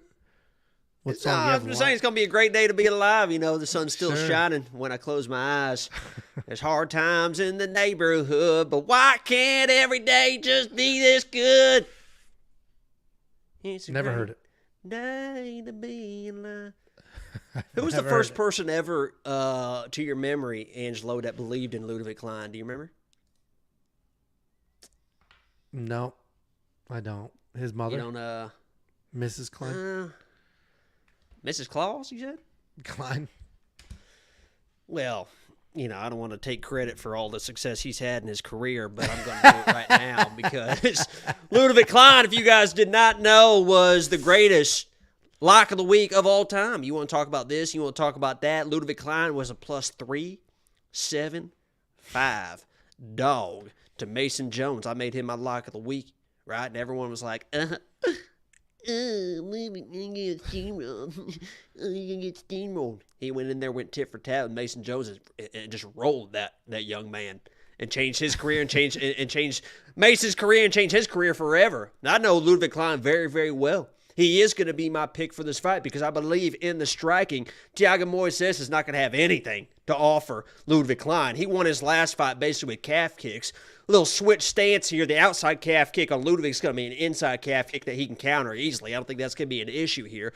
The thing I worry about the most with Ludovit Klein, honestly, is the fact that he is evolving his game. Big word there. Hopefully he can keep up, Angelo. He is evolving his game. He has brought in the wrestling. He has brought in the grappling. And in this fight, I pray to God, right, our great God, Jesus Christ, that he does not use something funny about that. That's very interesting. You have to deal with that later. A shock noise. No, I mean, that little laugh is going to be on your little script later when you meet those gates and you have to explain yourself there. But, you know, Ludovit Klein, I pray that he is not going to use his wrestling. He is not going to use his grappling. And if Thiago does shoot a takedown and gets on his ankles, gets on his legs, I hope that Ludovit Klein does not try to sweep, reverse these positions. Because in my opinion, Thiago's only path to victory in this fight is going to be to win a scramble, get the back, and put this guy in a bad position. And I don't want Ludovit messing around on the ground. Angelo, do you agree or disagree? Agreed. Just stand up if you get taken down. Just stand up, use your speed, right? Use all your tools in your tool bag, which I got a great... I mean, you should see the tools I have in my tool bag, Angelo. Those things are pristine. I clean those things every night. I'll go out there in the garage. I have a feeling you have not used your tool in I will go out in the garage 3 or 4 hours at a time and just sit there and clean my wrenches, right? Polish those things. Yeah, I will polish that thing clean for a few hours, but, you know, Ludovit should be able to do what he needs to do on the feet. I'm actually kind of surprised these odds are close because I think, I agree. You know, if this was a kickboxing match, Angelo, which it could turn into, I mean, Ludovit getting kickboxing, and it should be a minus 350 probably against a guy like Thiago. That's no disrespect to Thiago. It's just Ludovit's just that kind of level in the kickboxing. So avoid the wrestling, avoid the grappling. You mentioned the judging, right? This is Midwest judging. I'll be honest, in the Midwest, we do love our wrestling a little bit, right? WCW, WWF, right? That's a Connecticut. DDP, stud. Boom! I'm going Ludovit Klein. All right, well, Ludovit Klein, $8,400 in DraftKings. I got to look a little closer. I don't know how well he scores in DraftKings. Says he does typically work in a takedown or two. He is not going to do that in this fight, or he certainly shouldn't. There'd be no reason to do that. And DraftKings, unlike FanDuel and some others, doesn't score for defending takedowns. Ludovit Klein should win this fight. I have a bet on him to win this fight. I don't know why the odds haven't moved, but I guess we will see. If you do want to check out my bets on top of the one that I just gave you out of nowhere, Jacob's bets, Artem's picks and bets, the round line leans, the artificial intelligence for not only this card, but UFC Vegas 93 next week, UFC Saudi Arabia the week after that, and UFC 303 the week after that. All you need to do is go to WeWantPicks.com, click Become a Member. It is only $10 for an entire month's worth of access. A couple of comments here. One, I'm going to screenshot this one. I'm not going to mention his name, but if you guys watched the Fight Foods vlog, you saw my buddy just showed up with a cowboy hat out of nowhere. Played some can jam, did all the things, wearing a cowboy hat. And James Kuyu said that Jacob looks like a knockoff version of your childhood friend, Jacob. So that's unfortunate for you. Then Gobbler, this is an interesting comment. Gobbler said Klein is going to be fraud checked here. I would like to talk about fraud check very quickly. If Ludovit Klein loses this fight, that is not a fraud check, in my opinion. Ludovit Klein has beaten many people, has worked his way up, and if he loses as a minus 128, that's not a fraud check. This is a very close fight that he didn't win against a good veteran. That's not a fraud check. Vitor Petrino was a fraud check. A 6-1 favorite who got submitted in the first round, who had never fought anybody tough, had never really done anything real. Turns out that was a fraud check. This, Ludovit losing here is not a fraud check. I hate that the term fraud check has just become anybody who loses fraud check. I disagree with it. Get that shit off my screen. Who was your favorite wrestler back in the day, man? You didn't. I guarantee you didn't even watch that shit. Oh, I watched wrestling. I watched wrestling. Okay, go ahead. I started watching wrestling with the Stone Cold, The Rock era, so a little later, and then the video games. That's when it's like that was the tail end of when you should have been watching it. We're talking about you didn't watch WCW. I did like Booker T, big Booker T fan. What? I watched Bret Hart die. Saw that. Or Owen Hart. Bret Hart, huh? Owen Hart. I watched Owen Hart die. We got right there. I watched Owen Hart die. I did love Chris Benoit in the video game. Man, you're getting dark here, man. He was great in the video game. No doubt about that, man. Those THQ wrestling video games on Nintendo 64 could quite literally have been the greatest. Can you dig it, sucker? Those THQ video games on Nintendo 64, those red WCW games, could quite literally be the best sports video games on the planet. Those games were unbelievable. Every Christmas, a new one came out, and every Christmas, my cousins and I would be eating fish, playing that shit. It was so good. Someone said their cat just jumped. I mean, that was very well. All right, moving on. I mean, you're the one like Booker T, man. I thought you'd get excited about that. I did not. I never get excited when you scream. That has never happened. I do get excited about the $50 bonuses, though, Jacob. If you didn't know, anybody who goes to WeWantPicks.com/bets signs up with one of our sports books using our links, we send them $50 as a thank you. Use the link, you sign up, you make a deposit. They pay us because it's affiliate marketing. Then we slice off some of that money and we give it right back to you as a thank you. And finally, before we move on to the main card, here's the P.O. box. I do have a package. Hold on one sec. Please hold. This came, and I didn't put it into this Fight Foods vlog, but we will open it in the next Fight Foods vlog. And shout this company out and do all of those things. If you are a small business or just a fan or whatever it is, and you want to send us anything from a letter to a package to open, you can do so here. We Want Picks, P.O. Box 406 in Prosper, Texas 75078. Holy shit, he showed up. That's crazy. That's your boy. You want to say hi to him? Oh, get him in a call-in show. That'd be awesome. Can you dig it, sucker? Next up, at UFC Louisville, we have the main card opener. We have Miguel Baeza coming back after 2 years away, taking on Punahele Soriano. Punahele Soriano, 9-4 overall, but only 1-4 in his last 5. He is riding back-to-back losses. And Miguel Baeza, 10-3 in his career, 2-3 in his last 5, riding a 3-fight skid. The fact that a gentleman riding a 3-fight skid, coming back after a full-blown 2-year layoff, is a 2-1 favorite is kind of crazy. It's kind of crazy to me. But we'll go ahead and break this down. Punahele Soriano can be a fluid striker. He definitely has some very big power, and he could put a lot of people out if he connects right. He's also a Division III All-American wrestler who, in spite of his wrestling credentials, still manages to get taken down. He's been taken down 18 times in his UFC tenure. But he is a dangerous guy, especially early. He can be first round or bust. But he's fun to watch, and he will get into a firefight. Taking on Miguel Baeza. Good technical striker, solid BJJ. He's coming off 3 losses in a row and a 2-year layoff, but he is still young. He's only 31 years old. He does a really good job using his kicks to take out your legs. They'll wear you down. He'll work your cardio, and then he will work his way up to your head and try to finish you. He has developed chin issues in his last couple of fights, with his 2 most recent losses being knockouts to Paulo Fiallo and Chaos Williams. I cannot go Miguel Baeza here. 3 losses in a row. 2 most recent ones being finishes. A full 2 years away. I can't go Miguel Baeza here. That honestly seems crazy. I get it. Punahele is Punahele. He's getting finished left and right where he shouldn't be. He's losing fights he shouldn't be losing. He's putting himself in harm's way. This is a sloppy fight.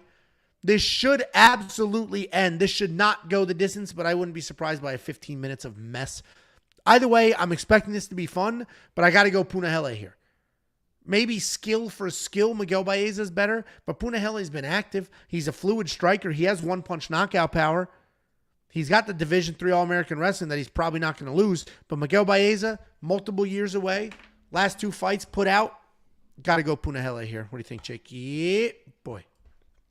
Yeah, I tell you what, man, not a great pick there, because this guy Miguel Baeza he is a guy that I understand 2-year layoff, man. That might give you a little pause for concern, but even if he comes in 60, 65, 69% of what he was, he should have the tools to really box up a guy like Puna, who's coming down in weight. By the way, he's not the biggest guy in the world, but that weight cut, the first time he do it, could be a little bit interesting, especially with the guy with the power like a Miguel Baeza. This dude fast, man. And a lot of times he gets in some issues when he tries to get a little bit too aggressive. He gets a little bit too overzealous, right? He's trying to chase that knockout and get caught himself. But against a guy like Punahele, he doesn't really have the speed to counter like that. Right, and I don't think he's going to be able to use the wrestling. This guy, Miguel Baeza, has been doing the grappling tournaments lately. He already has some decent wrestling, decent grappling in itself. If this was a Miguel Baeza a couple years ago and this fight was made, I mean, he would probably be a -250, -300. I think you're getting a little bit of a discount here on the skill set of Miguel Baeza. Obviously, with the layoff, you're going to be a little pause for concern. Obviously, when I'm watching the Instagram, but just because you're on the Instagram or you're not on the Instagram, by the way, Dutch is on the Instagram, listed right there underneath my alias, JT_lines for all you ladies out there and all you ladies out there. You don't see a lot of activity on there. You see him with a single guy in the back of a garage, basically just kind of hitting mitts. Not really, you don't see all these sparring videos. You don't see this intense training, just kind of hitting mitts over and over. He's looking sharp doing that. He should have the tools to get it done. I don't think Puna's that guy, right? We all picked Puna to beat Dustin Stoltzfus. Fucking laid an egg there. There's no doubt about that. Miguel's going to be very, very fast. I think at the opening minute of this fight, you're going to be like, oh, God. And I don't think Puna's going to be that guy with the speed to catch a guy like Miguel Baeza. I'll be honest with you, Angelo. I put a big old bet. I'm talking a big old bet on Miguel Baeza. Hadn't put it in premium just yet because, that 2-year layoff. I'm looking at the Instagram, not seeing the things that I want to see. But he's got all the tools. This kid's good, man. I understand he's been dropped a little bit, but he's good. He's got all the tools. I think he's going to style on a 170 Puna. Well, there you go. We are split on this fight. $8,700 for your boy. You going to spend that money in DraftKings? I think he's live for a finish. I wouldn't be surprised if somehow he finishes on the ground as well. That could be the surprise here. Well, there you go. I mean, if he does win... You seem a little distracted. You're typing away. Everything okay? No, I have 2 comments that I starred here that we'll talk about. Miguel Baeza, $8,700 in DraftKings. If he wins, he should win by finish, and he should cover that salary. I have a hard time trusting that long layoff. One of these comments is related to that. And then spending $7,500 on Punahele isn't a great investment either. But if he wins, he obviously more than covers that salary. This is certainly a large field GPP tournament type play. You will need some exposure to both of these gentlemen because whoever wins this will score really, really well. If you do want to check out some more picks for your large field tournament entries, chasing those $100,000 payouts, You can do that now by going to WeWantPicks.com. Can we not yell, by the way? We got people. We got a guy in the chat that's sitting here trying to watch with his infant. With his cat and his mom. That you're just sitting here yelling constantly. Click Become a Member at the top. It's only $10. You're not going to answer my question. An entire month. What is about the question? This breakdown? I said, how do you think Puna wins? Oh, I think he can knock out Miguel Baeza, who's just been knocked out twice. Remember when you said Miguel Baeza couldn't get knocked out, and I said Chaos Williams will, and then Chaos Williams did? Remember that conversation from 2 years ago? Sounds pretty made up. Yeah, I bet it does. 2 comments I'm going to pin here. 1, Angelo, you never know. This is in relation to my layoff. Mickey Gall was gone 2 years, came back looking better than ever. I will contest that point. I don't think Mickey Gall looked better than ever. I think that was like just some Joe Rogan bullshit on the microphone, because anytime Mickey Gall landed a half a jab, it was, oh my God, he's got him rocked. Oh my God. And that wasn't the fight I was watching. He certainly like landed a few times, but a lot of that was what the hell was his name? Who did he fight? Jesus. Basile Hafez just moving forward nonstop. So I don't think Mickey Gall looked better than ever. And then this comment, James Kuyu said, how do contracts work with layoffs? So traditional contracts, Bellator specifically, and the older UFC ones, if you don't fight, your contract is just on pause. Like it's on pause. If you're injured, if you turn down a fight, you're injured, the contract is on pause. Once that class action lawsuit came against the UFC saying that they hold fighters and they do this and they don't offer whatever, then the UFC amended their contracts to say they have to offer fighters 3 fights a year and all of these other things. I believe the pause was removed for that, and notably Francis Ngannou literally just waited out his contract. So typically they do pause. You can't just sit there and do nothing and be let out of your contract. They'll for the most part, they will pause. But they did add some nuances trying to avoid losing that class action lawsuit, and they ended up losing anyway. Jakey boy. Can't be a do-nothing bitch. There you go. Let's move on. Next up, at UFC Louisville, we have a returning Julian Marquez, another year layoff kind of guy. He's taking on Zach Reese. Julian Marquez 9-4 in his career, 2-3 in his last 5, riding a 2-fight skid and a year layoff. Taking on Zachary Reese, 6-1 in his early career, 4-1 in his last 5. He is coming off that power bomb loss to Cody Brundage. Julian Marquez, interesting guy to break down. He's a fun guy. He comes forward. He fights like a man. Pretty well-rounded. He's incredibly tough. He does fade later in fights, but that's because he's busy early. All 9 of his wins are by stoppage. They're a mixed bag of knockouts and submissions. He doesn't typically work for a takedown. He won't look for submissions, but he finds submissions. He will snatch something up in a scramble and get it done.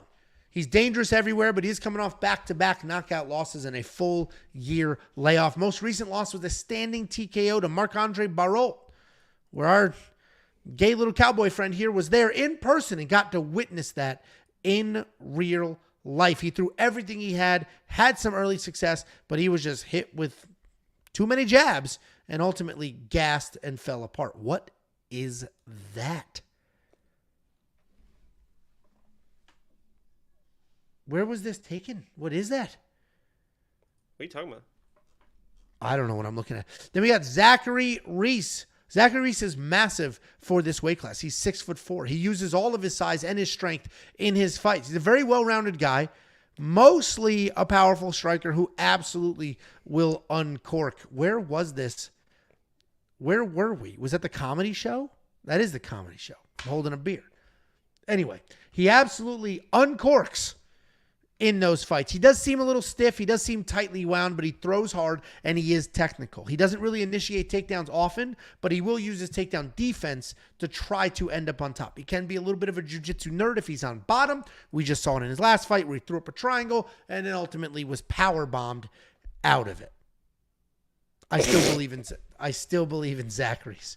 I think he let me down in his last fight, of course, but a power bomb is a power bomb. Some commissions won't even allow it. They'll call it slamming your opponent on their head. I was on the hype train. I was thrown off, but I still think Zach Reese wins this fight. I think he can avoid some chaos early, weather a storm, and I think he can beat a fledgling Julian Marquez. Low confidence here. Zach was a slight underdog, remains a slight underdog the last week, but he opened as a 2-1 freaking favorite. Zach Reese is going to be the pick. What do you think? If right there with the cowboy hat cut off, you look like just some white trash 80s 2 packs a porn day. Star, probably. Yeah, 2 packs a day. Well, Julian Marquez is an actual porn star. Why don't you go ahead and tell us who you think wins this fight? How's he looking? I have not seen it. I just know he is. I bet you have. Who do you think wins this fight? The Cuban Missile Crisis. I bet that dude's packing a bomb, baby. Woo! Let's talk about you, because you mentioned 2 packs a day. Let's talk about cigarettes for a little bit, because I'm just kidding. Listen, this is I am not gonna pick Zach Reese, right? I mean, there was a reason why I didn't pick against Cody Brundage, and I said that he was just going to eat. I mean, I feel like this guy eats right hands for a living, and he saw Cody land a right hand and start hurting that guy. They went to the ground, and then he ended up getting slammed by my guy Cody Brundage, where I believe, and correct me if I'm wrong, Angelo, I believe Zach Reese was part of that safety parlay. And that Cody Brundage was able to break in that situation, and I tried to warn everybody, I wasn't allowed to make him my lock of the week, but he basically was my lock of the week, and I think the same thing could happen here. Julian Marquez obviously is a tough guy to trust. Former lock of the week, as Angel mentioned, I actually was at that fight. Really went crazy. He is a guy that's just going to come through, throw some bombs, and I hope he can land that bomb. No doubt about that. But what I do worry about for Julian Marquez is he does a little bit sometimes like to wrestle, like to grapple, right? He likes those submission wins as well. What you don't want to do is go to the ground with Zach Reese. He's a long dude. You saw him snatch up the arm of Cody Brundage pretty easily in that situation. Got slammed through the canvas because of it. I don't think Julian Marquez is going to be able to do that in that same situation. But Julian Marquez throws right hands, and this dude seems to eat right hands. I'm going Julian Marquez once again. Fool me once, Angelo, right? Listen, let me deposit some money in the bet openly, and I'll bet you here. I'll bet Zach Reese again. But against you. I don't know if I love Julian Marquez. I'm wasn't sitting here. I wasn't sitting here pumping my chest out talking about how. Let me ask you this, Angelo. Yeah, I'd love to. No, here we go. Zach Reese was your former lock of the week, correct? I don't do lock of the weeks. No sticks. You believed in him so much that you put him as your lock of the week. And right now, right, the exact same fighter, right, against the same type of level of competition, you have a plus 115 dog with the same fighter that was in your safety parlay. I don't believe you even fucking bet him. I have not bet on Zach Reese. I just said I would bet you.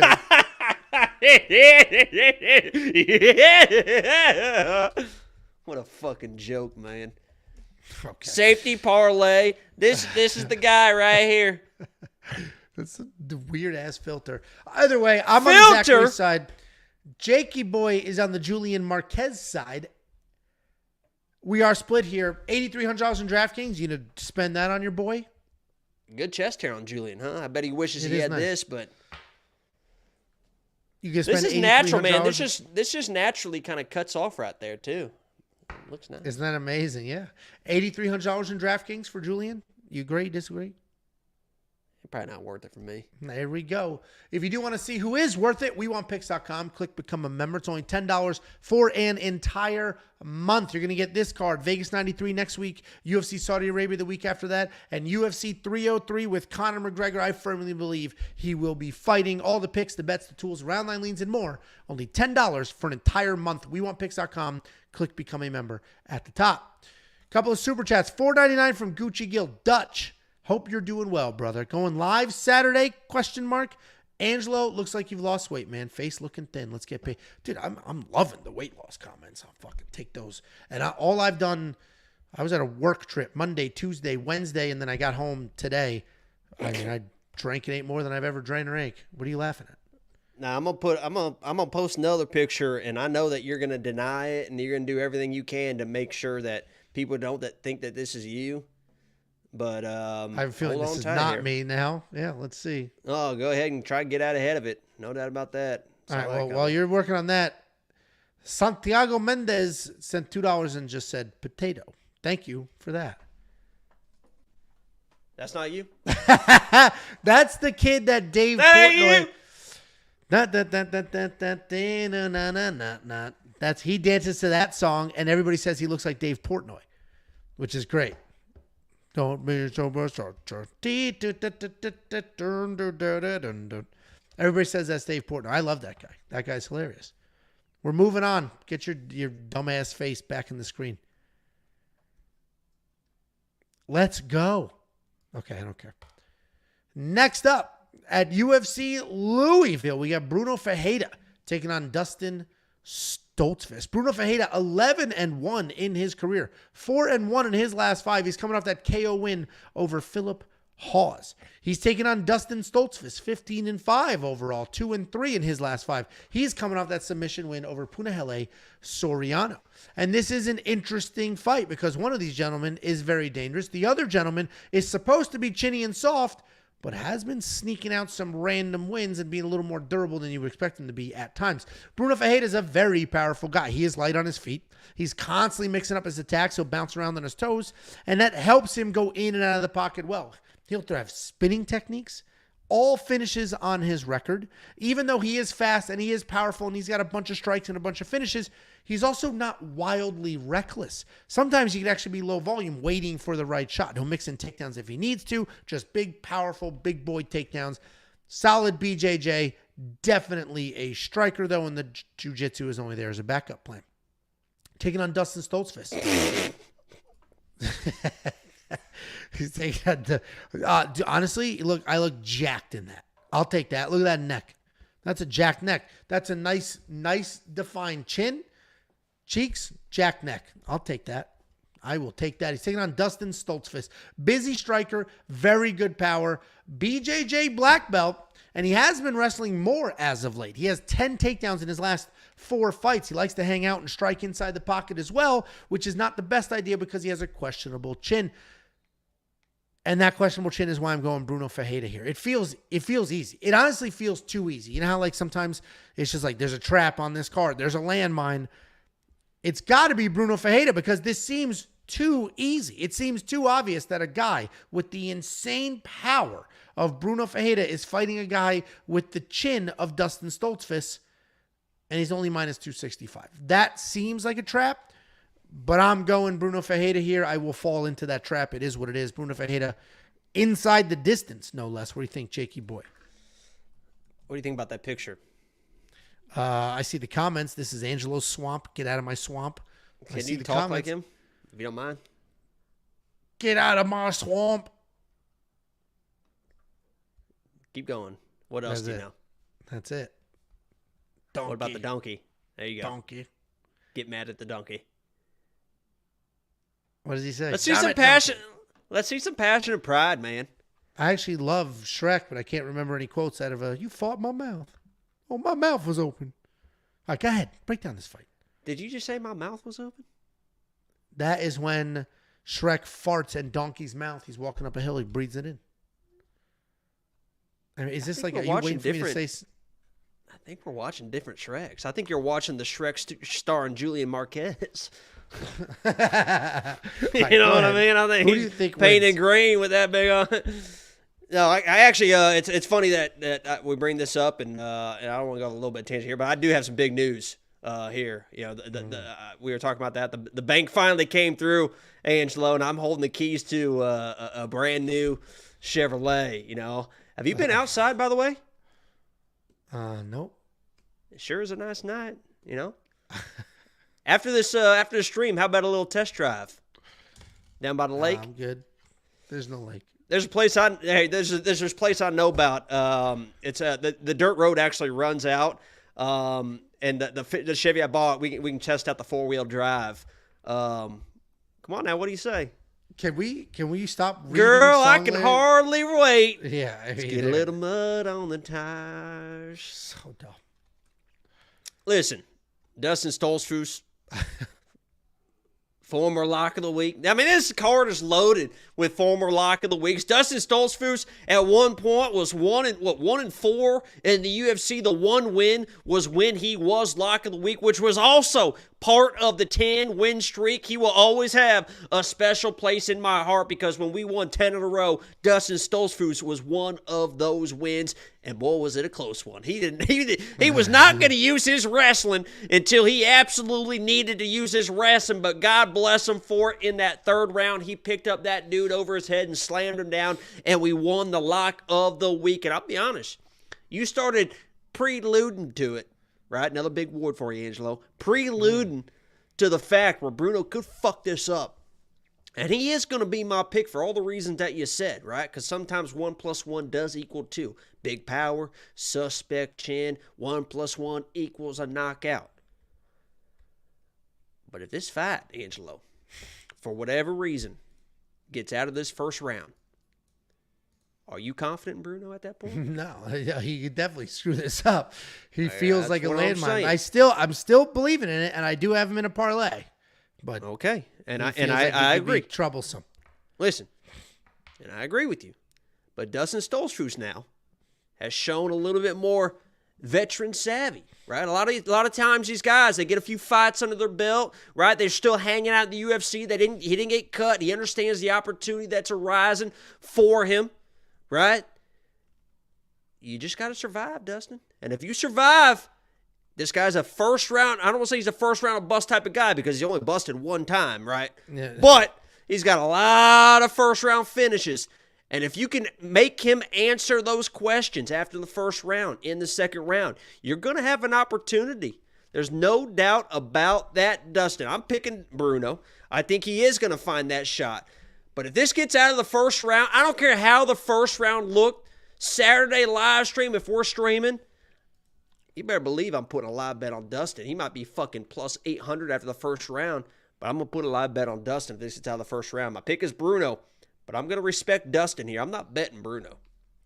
I did bet him. I threw him in a little bit of a parlay there. Nothing crazy, just two fighters that I wasn't 100% sure about, but would like a little bit better odds on. Because I did do that. 1 + 1 = 2. And you're right. You can't really call him first round or bust just yet, although there are all finishes on his record. That fight he lost was in the first round. It's not as if he threw out a storm, looked good, gassed, and then got, you know what I mean? Like, he lost in the first round to Roselton, who I think is very good. Nurzulton, who I think is very good, despite losing to Joaquin Buckley. So, either way, we're both on the Bruno Ferreira side. I'm a little more confident than Jakey Boy is. I probably will have that $9,400 price tag in my DraftKings lineup because I do think it's a finish. I think it's a finish early, and I think he scores all those points, potentially the win bonus as well. WeWantPicks.com. Click Become a Member. You can unlock that parlay and every other bet that we have on the board right now for this card. You will also get the next card, the card after that, which is Saudi Arabia, and the card after that, which is UFC 303. WeWantPicks.com. Click Become a Member. It is only $10 an entire month. You're just showing pictures from our fight. I have a picture right here of your nose busted up. Nerd. You remember when I because we got the wrestler up next. You remember when I saved your fucking life right here? I mean, look at I got the knee hooked. During the kickboxing portion, you just dove at a leg. So yeah. Oh, that's not diving on a leg. I got the hand behind the knee, hand behind the butt, and you went for a fucking ride, right? I didn't go for it. Okay. Then I drove your ass almost through the front of the fucking windows. Give me a date. We will fight again, and we'll do it live. Fuck it. We'll do it live. Give me the date. We will fight again. You know what that is? And we'll stream. I do know what that is. It's, what's his name? Yeah, I forget his name. You go. Yeah. We will stream it live. You give me a date. You know what already happened, and now it'll be worse because I have been training. I am skinnier, jacked. Congrats on making me tired when I was sick as perfect. fucking No, shit yeah. Oh, you were off. You were only 5% of what you could be. You were only 5% of what you could be, and you owe it to yourself to run this back. You owe it to yourself to run this back. Give me a date so you can show me just how good you actually are. Okay. I mean, you think that these are? I don't have wings on people. These are lats here. Yeah, that's a boy's medium.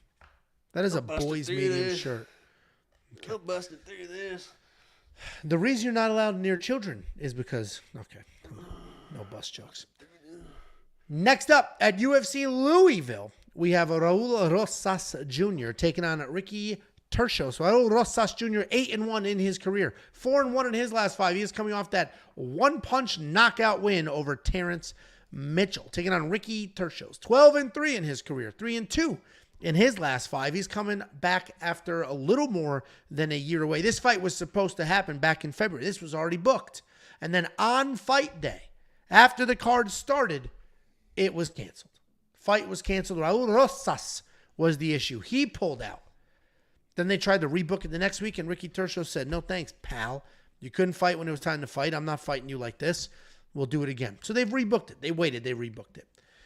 Raul Rosas, the odds have him as a slightly smaller favorite than the last go-around. The last go-around, he was a bigger favorite. Now, I don't know if it was the canceling on fight night or what. I don't know what it is, but a little bit of love is coming on Ricky here, and it's basically 2-1 on both sides of this fight.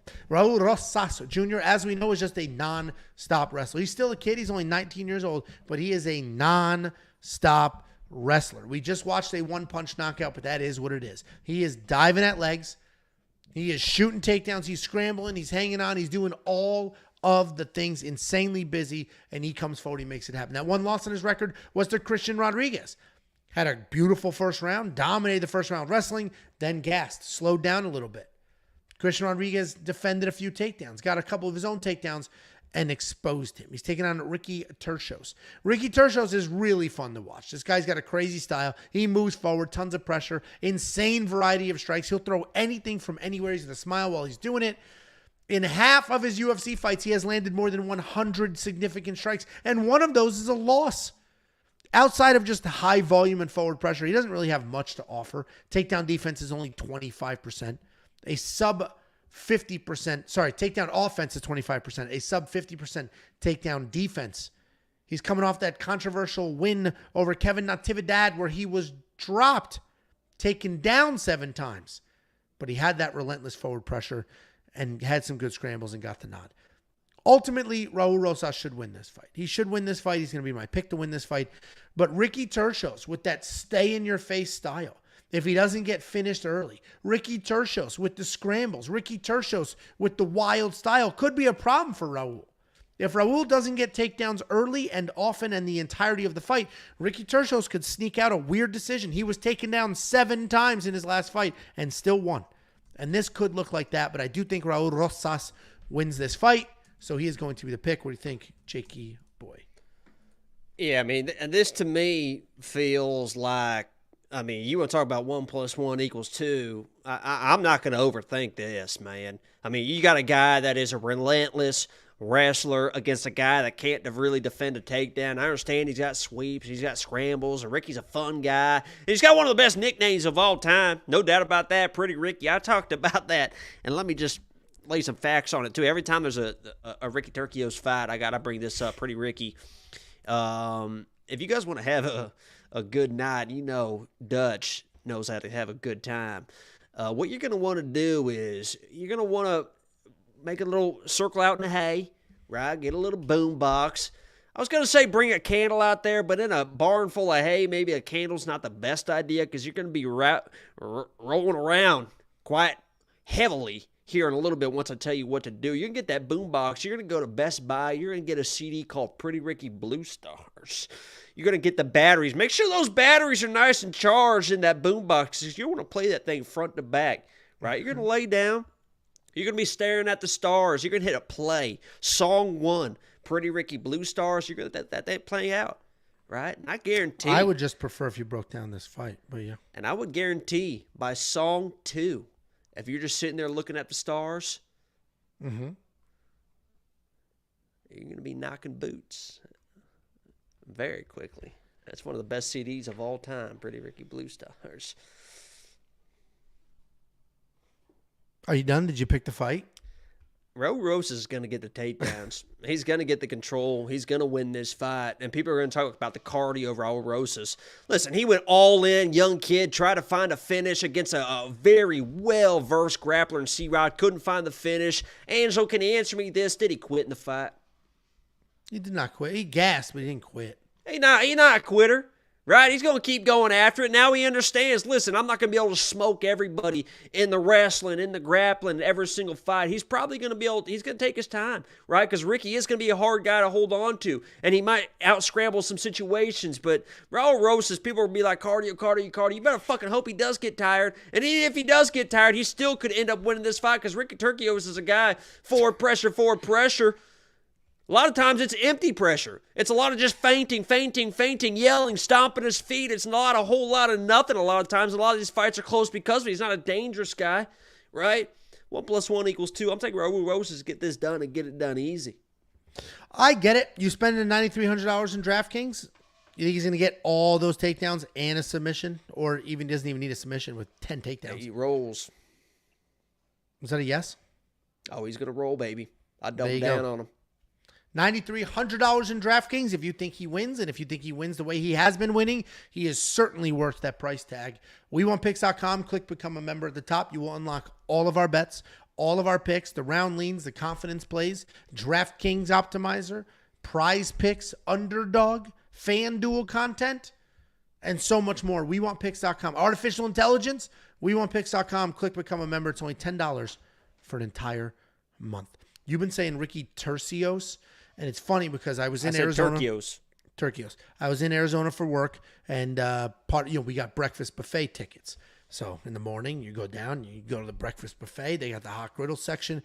The guy goes, "What do you want?" And I was like, "I don't know." And he made me some French toast. The guy next to me, this guy had a Southern accent. He said, "Man, that water's deep too, ain't it?" No, he was like, "Can I get?" That was a callback. I'm not going to do. Yes, I'm not going to do the accent. Because you've been doing one the entire night. But he goes, "Can I get an omelet with some chorizo?" And the guy behind the griddle, there's a Hispanic guy and then another guy, and one's doing the eggs, one's doing the... He's like, "Chorizo. Okay, chorizo. You do the chorizo." Like, just kept saying chorizo over and over, just clowning that guy. And that guy had no clue. And it was, it was a highlight. It was a highlight for sure. Sometimes I wonder if you think about these stories before you tell them and you think, man, this is going to fucking kill, man. No, I'm just me. I'm just me. I'm not, there's no like, at least here. If I'm telling there's something. No act, there's no and bits I understand, on me. And I understand it's not really going anywhere. I'll add some flair. I'll make a little fart noise or something to really kind of flare up the story. And you just kind of stone cold will just tell it, stare at the camera and be like, "You fucking like that?" And then you just move on. Like, what the fuck, man? I'm just me. Always. Tried and true. Angie Poo. Next up at UFC Louisville, we have the co-main event of the evening. Dominic Reyes on an all-time skid taking on Dustin Jacoby. Dominic Reyes is 12-4 in his career. He was 12-0, 11-0, 12-0 actually. Fought John Jones for the World Championship, and a lot of people think he won. A lot of people. I think the majority of people at that point in time think he beat John Jones. Beat who Dana White thinks is the greatest of all time. But he didn't. He lost a decision, a very close decision. And then he got knocked out 3 times in a row. This guy has not won a fight in a very long time. But he was that guy at one point. He's taken on Dustin Jacoby. 19-8 in his career. 2-3 in his last 5. Also had a few highs and lows in the last couple of years. Dustin Jacoby is a very high-level kickboxer. At one point in time, he was ranked number 2 in Rizin when he was a professional kickboxer. Came back to the UFC, had a phenomenal win streak. It was like 7-8 fights in a row, doing really, really well, outpointing people, knocked a few people out. Dustin Jacoby was looking good for a while.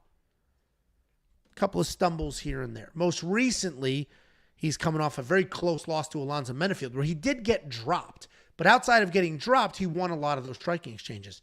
But if we go back to Dominic Reyes, I mentioned former title challenger. The guy is very tall for the weight class, mostly torso. It's a pretty odd build, actually. His legs are like this. His torso is like this. Very long for that division. I think what ended up happening, and this is sincere, I think he basically beat John Jones. In the room at the moment, I thought John Jones won, but I'm old school with this stuff. I am in the you got to beat the champ to beat the champ sort of camp of scoring title fights. But fine, disagree, no big deal. I think he thought he beat John Jones. The public thought he beat John Jones. The entire MMA community thought he beat John Jones. And Dominic Reyes all of a sudden was like that guy. He was that guy, the hyped guy. Then he comes back, a title fight. It was on Fight Island. He was playing basketball with his brothers, not a care in the world. Didn't seem to take it serious. Got absolutely slept. And I think that literally ruined his chin. I think that destroyed his chin. Came back too fast. Couple too quick turnarounds. 3 bad knockout losses in a row. And I think Dominic Reyes is done. I think Dustin Jacoby wins this fight. While he is a very high-level technical kickboxer, he's not the most powerful guy. He's got a couple of knockouts here and there, but he's not like Jiri. He's not Jan. He's not that power that's been putting Dominic Reyes out. But I still think Dustin Jacoby gets it done. I think he beats Dominic Reyes. I just think that many years without success, that many knockout losses in a row, I just think the sport passed him by. I think Dominic Reyes is done. I think he got a blessing by not fighting Carlos Ulberg, but I think it'll be more the same here. Dustin Jacoby's the pick. What do you think, Jakey boy? Yeah, I tell you what, man. I feel for the kid, right? I mean, he was right there. Most people think that he beat the GOAT, John Jones. And even John Jones, if you listen to him talk about the fight, he's like, in the fight, he told himself, like, well, this is it, John. Like, you met your match. You lost to this young kid, athletic kid, and this is it. And he had to really kind of convince himself inside the fight to really kind of turn the corner in those championship rounds. And to his credit, he did. I mean, he definitely probably did win the 4th and the 5th. And, but he was dropped a little bit early. But, I feel for this kid, man. He could have been the champion. If he was the champion, who knows? He still could be the champion, right? He would have got the rematch. We would have seen. He would have got big paydays, and I think I'm going to be rooting for him, right? To come back at a co-main event in front of a live crowd, to be able to overcome and get this victory again after 4 knockout losses or 3 knockout losses in a row. That would be incredible. I think I'm going to be rooting for him. And against a guy like Dustin Jacoby, there's going to be opportunities, right? Because he's an athlete. He can land shots, and Dustin isn't the most dangerous guy in the world. And you saw Dustin getting dropped as well, right, against Alonzo Mendes. I think he won that fight, right? I mean, he was just kind of tooling up Alonzo until those drops. I think those drops didn't really win him the rounds. It's controversial, but goes down as a loss. Listen, it's probably going to be that Dustin Jacoby jab that's eventually going to add up. Right? Just because you don't have knockout power doesn't mean you can't knock out people in other ways. And I'm not saying Dustin Jacoby doesn't have knockout power. He obviously does. But compared to a lot of the people at 205, he probably doesn't. But that jab, man, and that jab will wear you down. And it'll, for somebody that's already got a suspect chin, once you start eating 6, 7, 8 solid jabs, I mean, you're only a slight right hand away from dropping after that point. And I think that jab is eventually just going to wear down Dominic Reyes. I'm going to be rooting for him, man. I hope he comes through and pulls through. He's definitely an athletic guy, and Dustin Jacoby's not the most dangerous guy in the world, but I think that danger, or the lack of danger, honestly, could get Dominic Reyes in even more trouble because he's not going to respect him as much. He's going to have his own success. Yeah, he gets a little bit too comfortable. Next thing you know, he's bleeding, he's busted, and then that one shot comes that drops him again. So I got to go Dustin Jacoby here. I'll be rooting for Dominic, man. There you go. We got some people talking about, Dominic Reyes, that Jiri fight was amazing. That Jiri fight, he blasted Jiri. He was touching him up. He had him hurt. He did have him. Everybody has Jiri hurt. Everybody has Jiri hurt. Well, he had him hurt on the feet, and then he literally knocked him out with an up kick. Yeah, and then what happened? And that also was 3 years ago. So literally 3 years ago. That was May 1st, 2021. That was 3 years ago.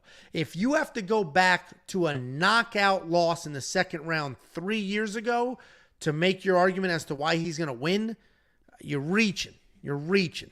I don't think Dominic Reyes gets it done. $7,200 in DraftKings. I'm not going to touch, and I'm also not going to touch the $9,000 for Dustin Jacoby because I don't think he wins by knockout, which means he's going to need to land a shit ton of significant strikes to really be worth that money.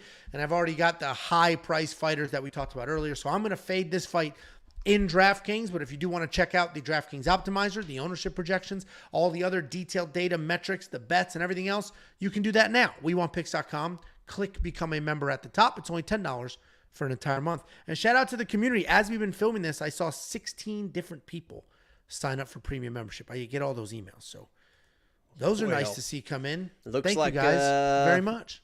Dutch might be sticking around then, having that much success. Oh, no, these are cancellations. They said ditch the weird cowboy. Ditch Dutch. Hashtag ditch Dutch. Dutch should be ditched. I'll tell you what, Angelo, real quick. Are we done with this breakdown? Sure.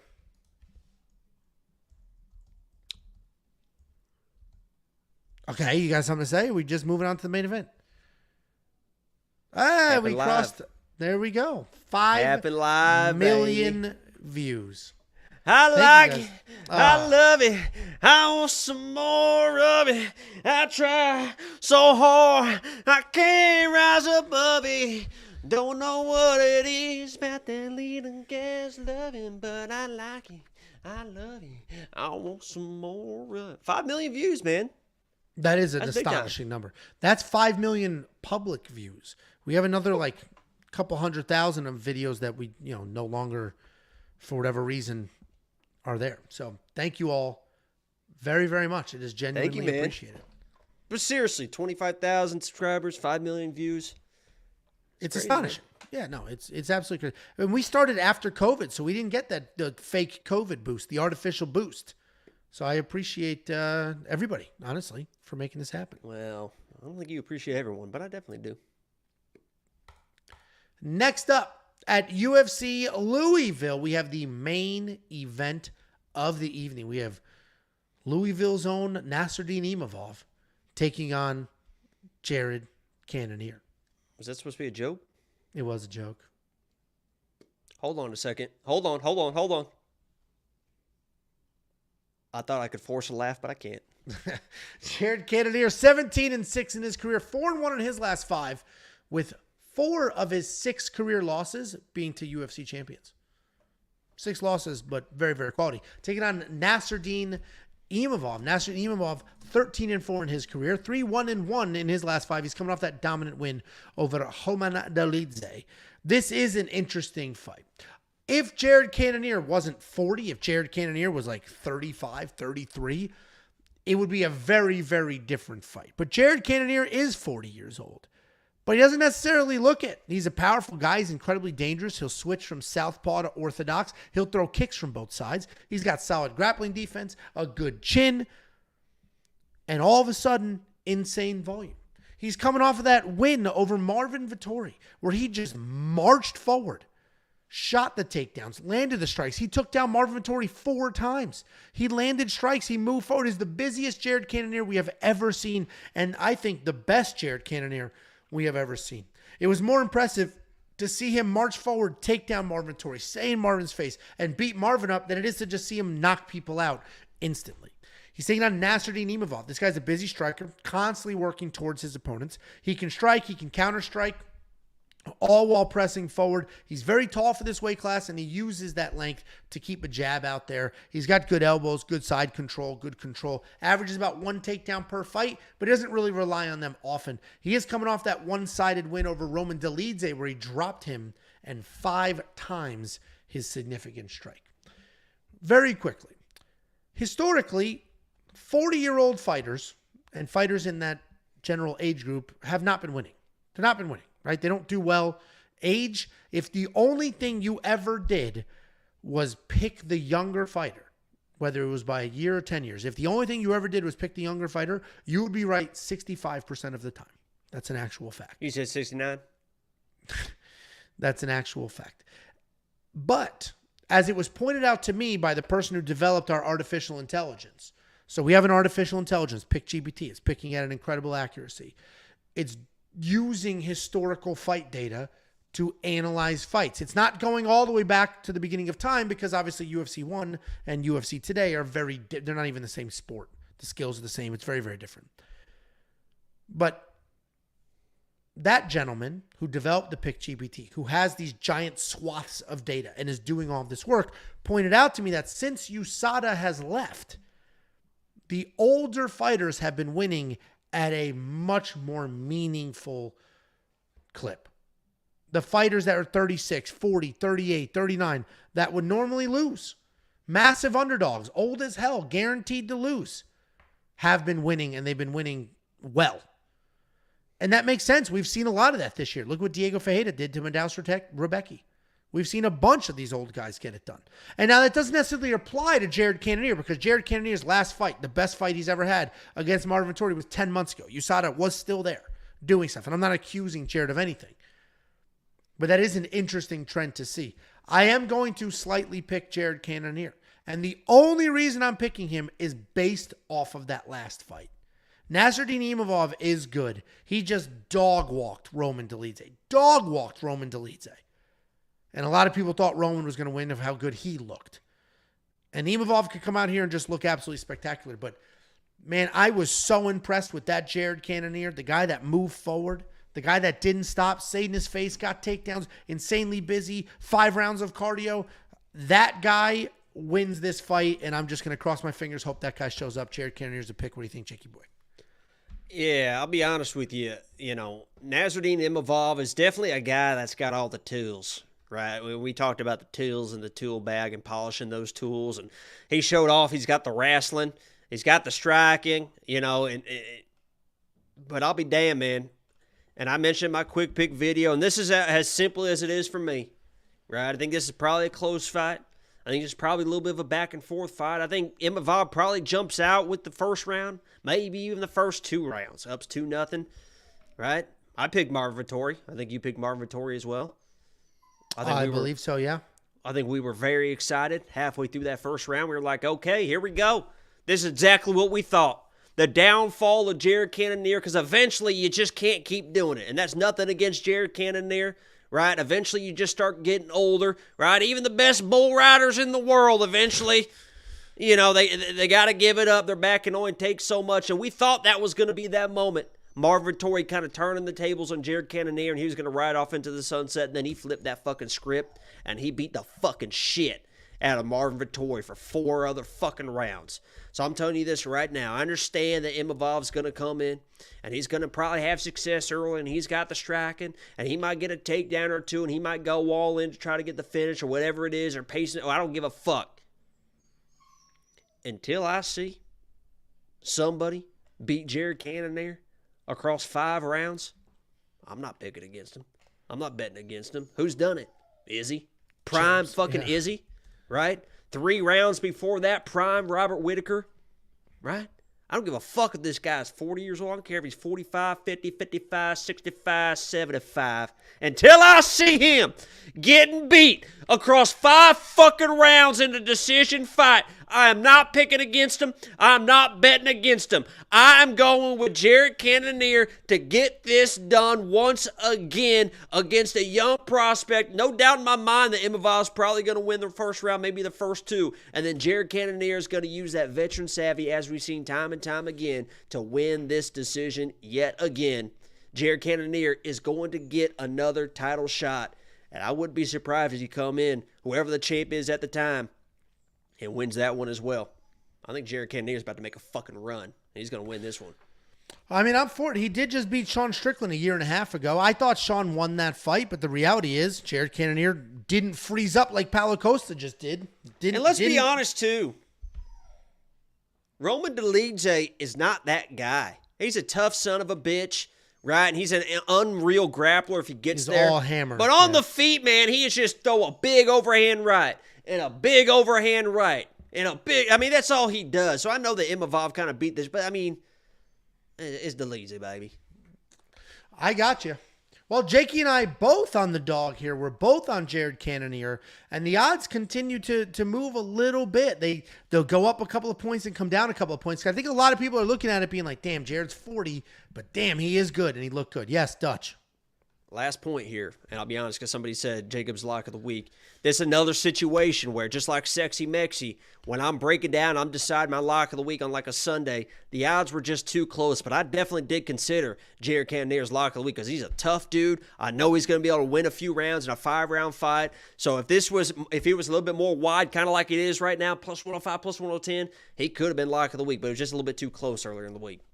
Yeah, and that's what I was saying. The odds just, they tick up, they tick down. They tick up, they tick down. They're right around there because I think a lot of people are torn in this fight, and I get it. It's a very good main event. I'm looking forward to it. There's a good card. We have 14 full fights. I will probably have Jared Cannonier in my DraftKings lineup at a very affordable $7,600. If you do want to unlock everything that we do, go to WeWantPicks.com, click Become a Member. It's freaking $10.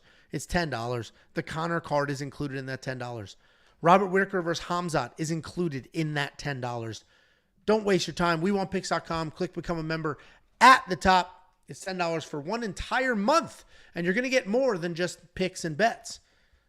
But before we talk about that, let me give you $50. WeWantPicks.com/bets. Sign up with any one of our partners using our links. Make a deposit. We send you $50. It's affiliate marketing. You're going to sign up and use the link. They're going to pay me. They're going to say, here you go, Angelo, thanks for the customer. And I'm going to slice off $50 and send it to you. And I'm going to send it to you real money. Cash App, PayPal, Venmo. Not like a deposit match or anything like that. Use the links on the site. We'll get you paid. And back to that premium membership, you're going to get tools like the line movement tracker. You're going to get the detailed data, metrics, and analytics. You're going to get the DraftKings optimizer. You're going to get even more than me and Baby Dutch. You're going to get Artem breaking down everything, not just UFC, and then the Pick GPT giving you the picks, and then developing the betting system based around those picks. And we do have one final super chat, $1.99 from AA. Reyes comeback. Imavov dominates, and Radtke finishes. I mean, honestly, all three of those things are possible. I'm not on board with all of them, but every single one of those things could possibly happen. And then we had a comment from Chase. It's so hard to lock in and study when Jacob acts like a clown every 30 seconds. Sucks, man. I'm an hour behind, but I just have to say something. It was every 2 seconds. Hey, you can go watch Angelo talk to himself for an hour if you want to, right? You can listen to myself, talk to myself for a half an hour if you want to. I don't give a fuck, Chase, right? Also, he said study. If Chase was a premium member, he would have access to this data. All of this data. What better way to study than this data? We also have raw notes and information and more. Guys, that is the breakdown. Thank you for hanging out. WeWantPicks.com. Click Become a Member. At the top, it is only $10 for an entire month. Any last words? Any last words, Jakey boy? Settle in, Angelo, because this is going to be long. This is going to be hard. No, I'm not sitting here for 10 minutes for some bullshit song. I've got something very important. Okay. Have a good night, guys.